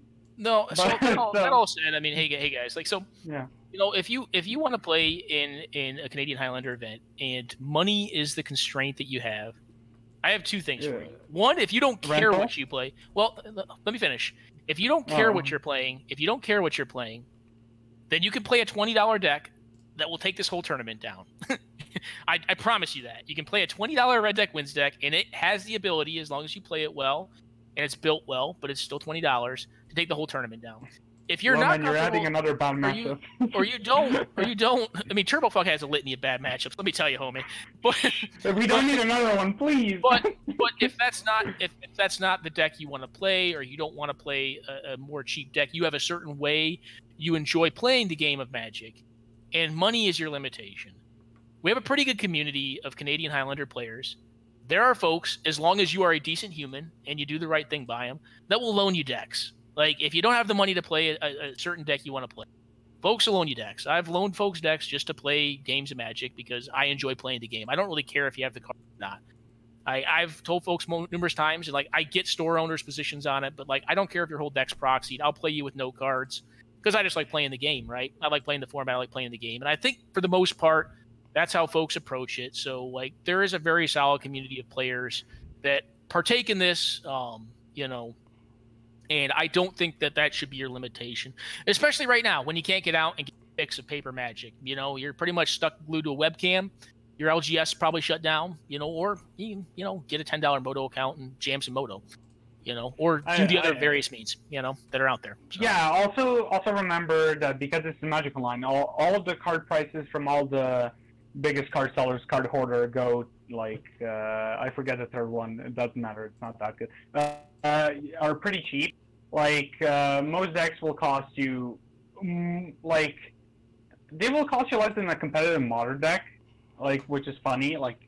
Because a lot of modern decks are more expensive. There are certain cards that you don't have cheap access to, but you can definitely build good decks. You can build White Weenie, Mono Black Aggro.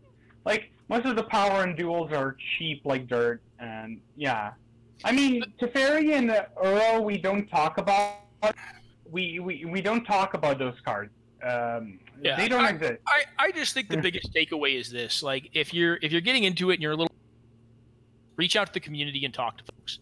Folks will help you source what you need to source, or they'll give you good solutions for it. We can get into the minutia of it all day long, but really it's about figuring out what the limitation is for you if you're a person watching this and who wants to play, and then bringing that forward in the Discord, because we're not going to be able to cover them all here. We're not on radio. It's not hey, first time caller, long time listener type thing.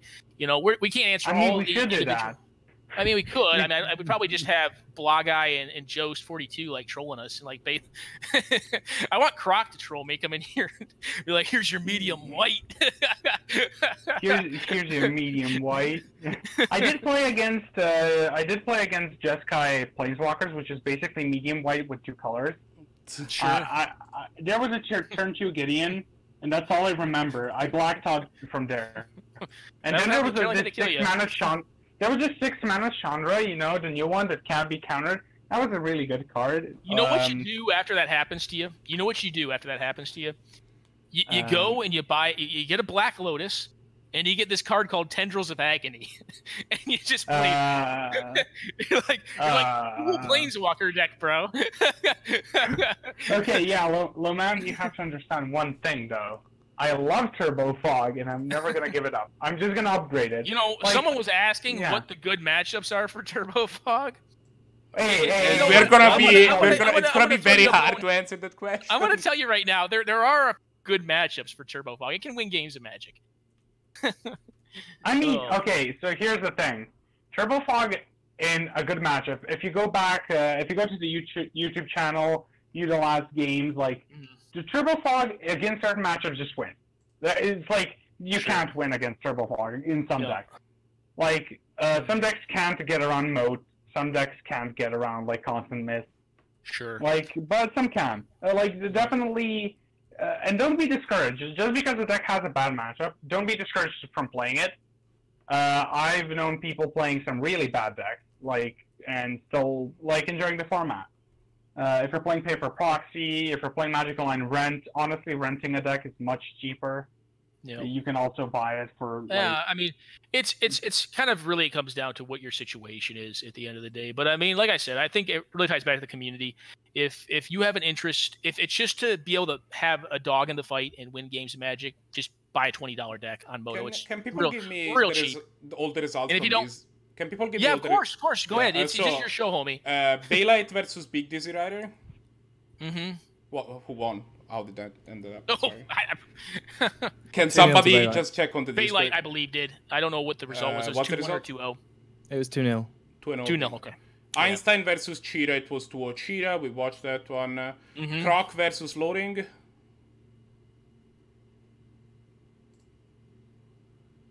Calling all Crocs.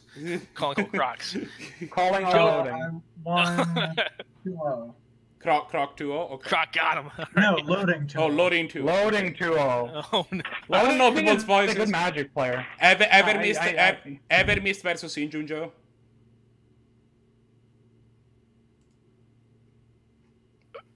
God damn it! I have to go find it. You can possibly use Discord chat, just direct chat him, man. Yeah, no, I'm sure they posted it at some point. It's a matter of finding it. It's funny, like quality production. Look, I think it's funny because you look at like the Black Tech deck versus Blue Moon, and it's kind of an interesting matchup, honestly, because like I haven't played their Black Tech deck, but I played with a lot of the low end cards that are in that deck that have they're very sticky, like they come back from the graveyard really well. And decks like Blue Moon can actually struggle with those cards, like Grave Crawlers and like Necro. How did your match against Zkillz went? I lost 2-0. Necro, did you win a game today? Nope. No, you fucking dare! I will go to your YouTube channel and literally mark every loss you've ever had. Stop it. Oh, it's funny you say that because like I do have like one secret admirer who just like goes on there and says horrible things. Oh, like, just utterly horrible things. It's funny though. Luca, like, I see that you're. No, I'm not. I'm not guys, horrible. Shut up for a second. Luca, can you? No. Luca, can you tell me who won between you and Hendral? I say it went 2-1, but I can't decipher if you won or Hendral won.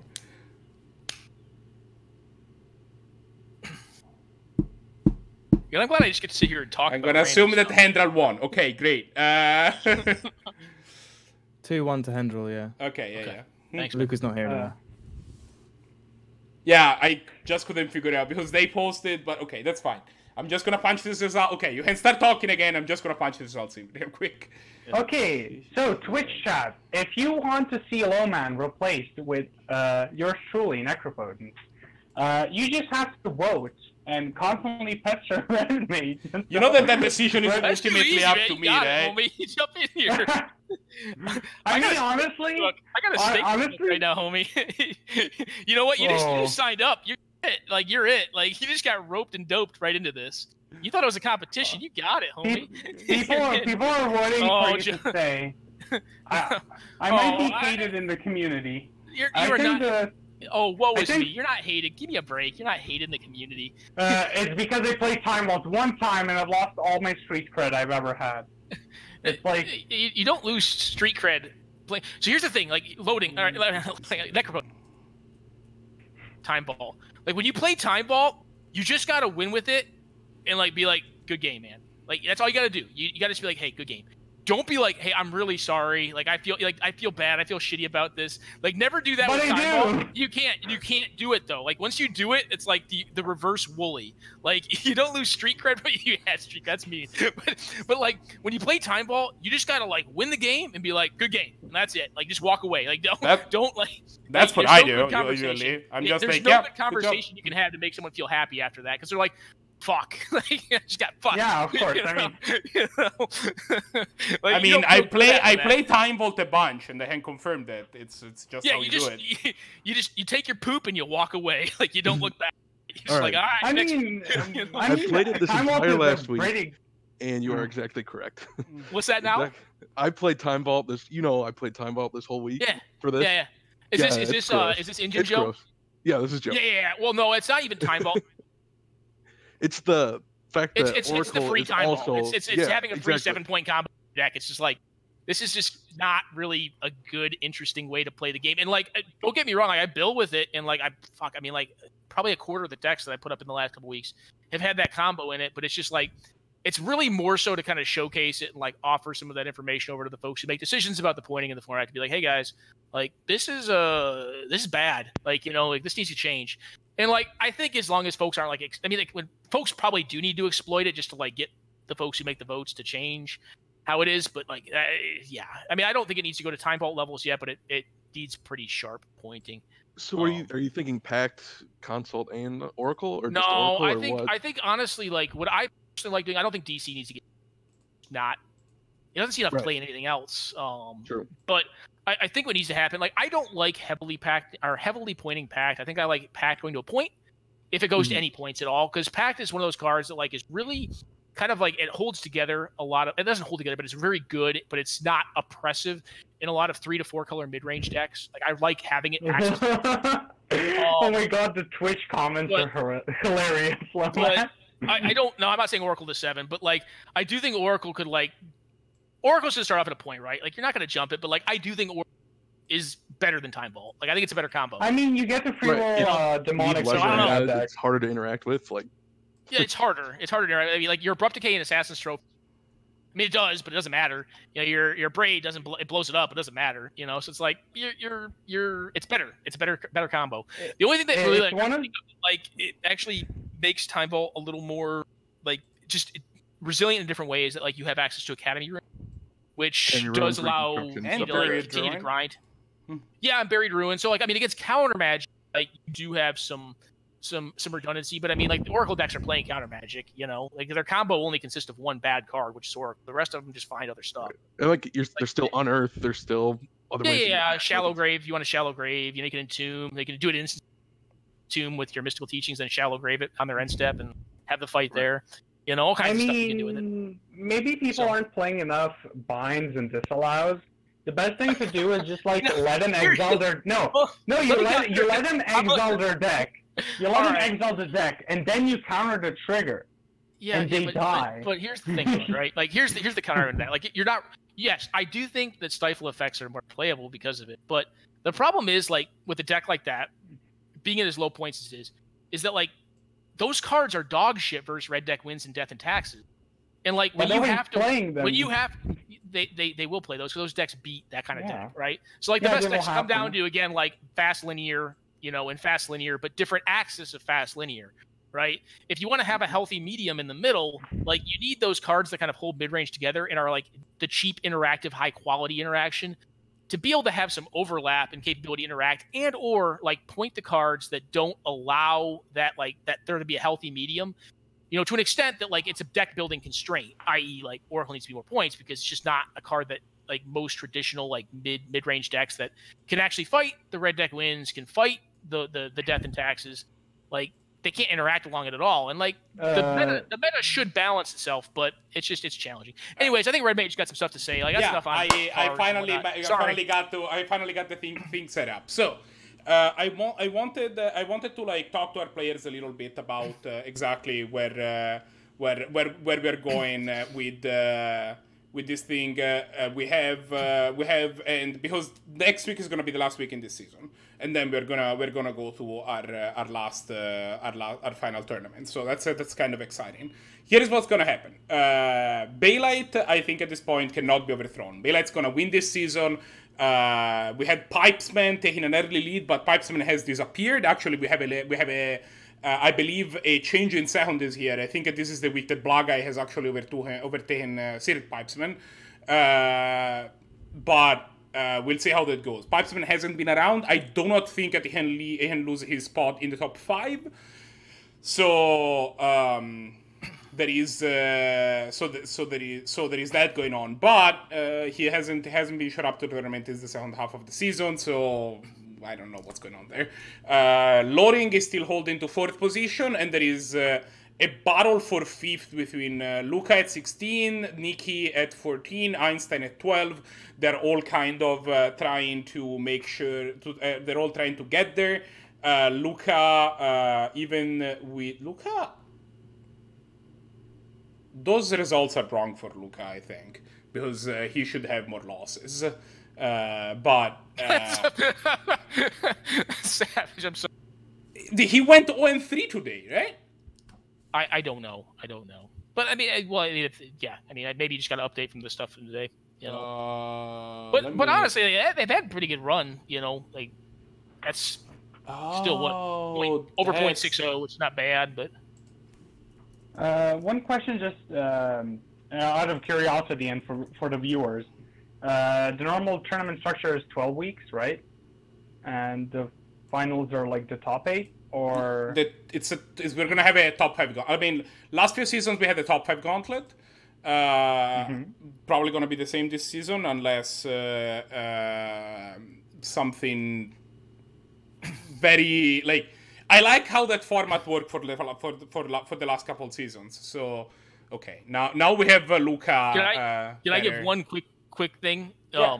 So for the folks who are going to be, because it sounds like we're pretty much locked on the top 5 or whatever, right?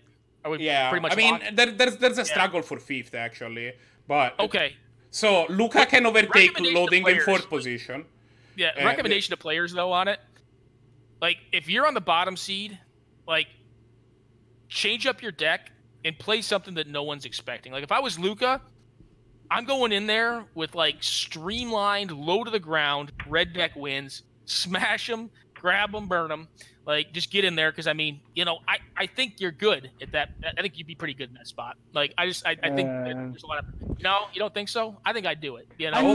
No. Join us. I was gonna say join us next week where everyone listens to Lowman and brings Mono Red, and we have the top 5 Mono Red. Mono Red mirrors are great. Mono Red mirrors are really, honestly, good games. Like, jokes really aside, there are. I want to actually say 2 things, which are first, don't feel that because we're at the end of the season, you don't want to sign in for next week. You should absolutely do it. It's really fun to just even pop in for a tournament and play some powerful Magic.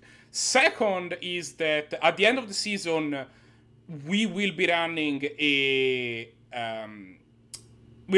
timing poll for next season to possibly change the time zone, because we like polling who is interested in running the next season and what times work well for them.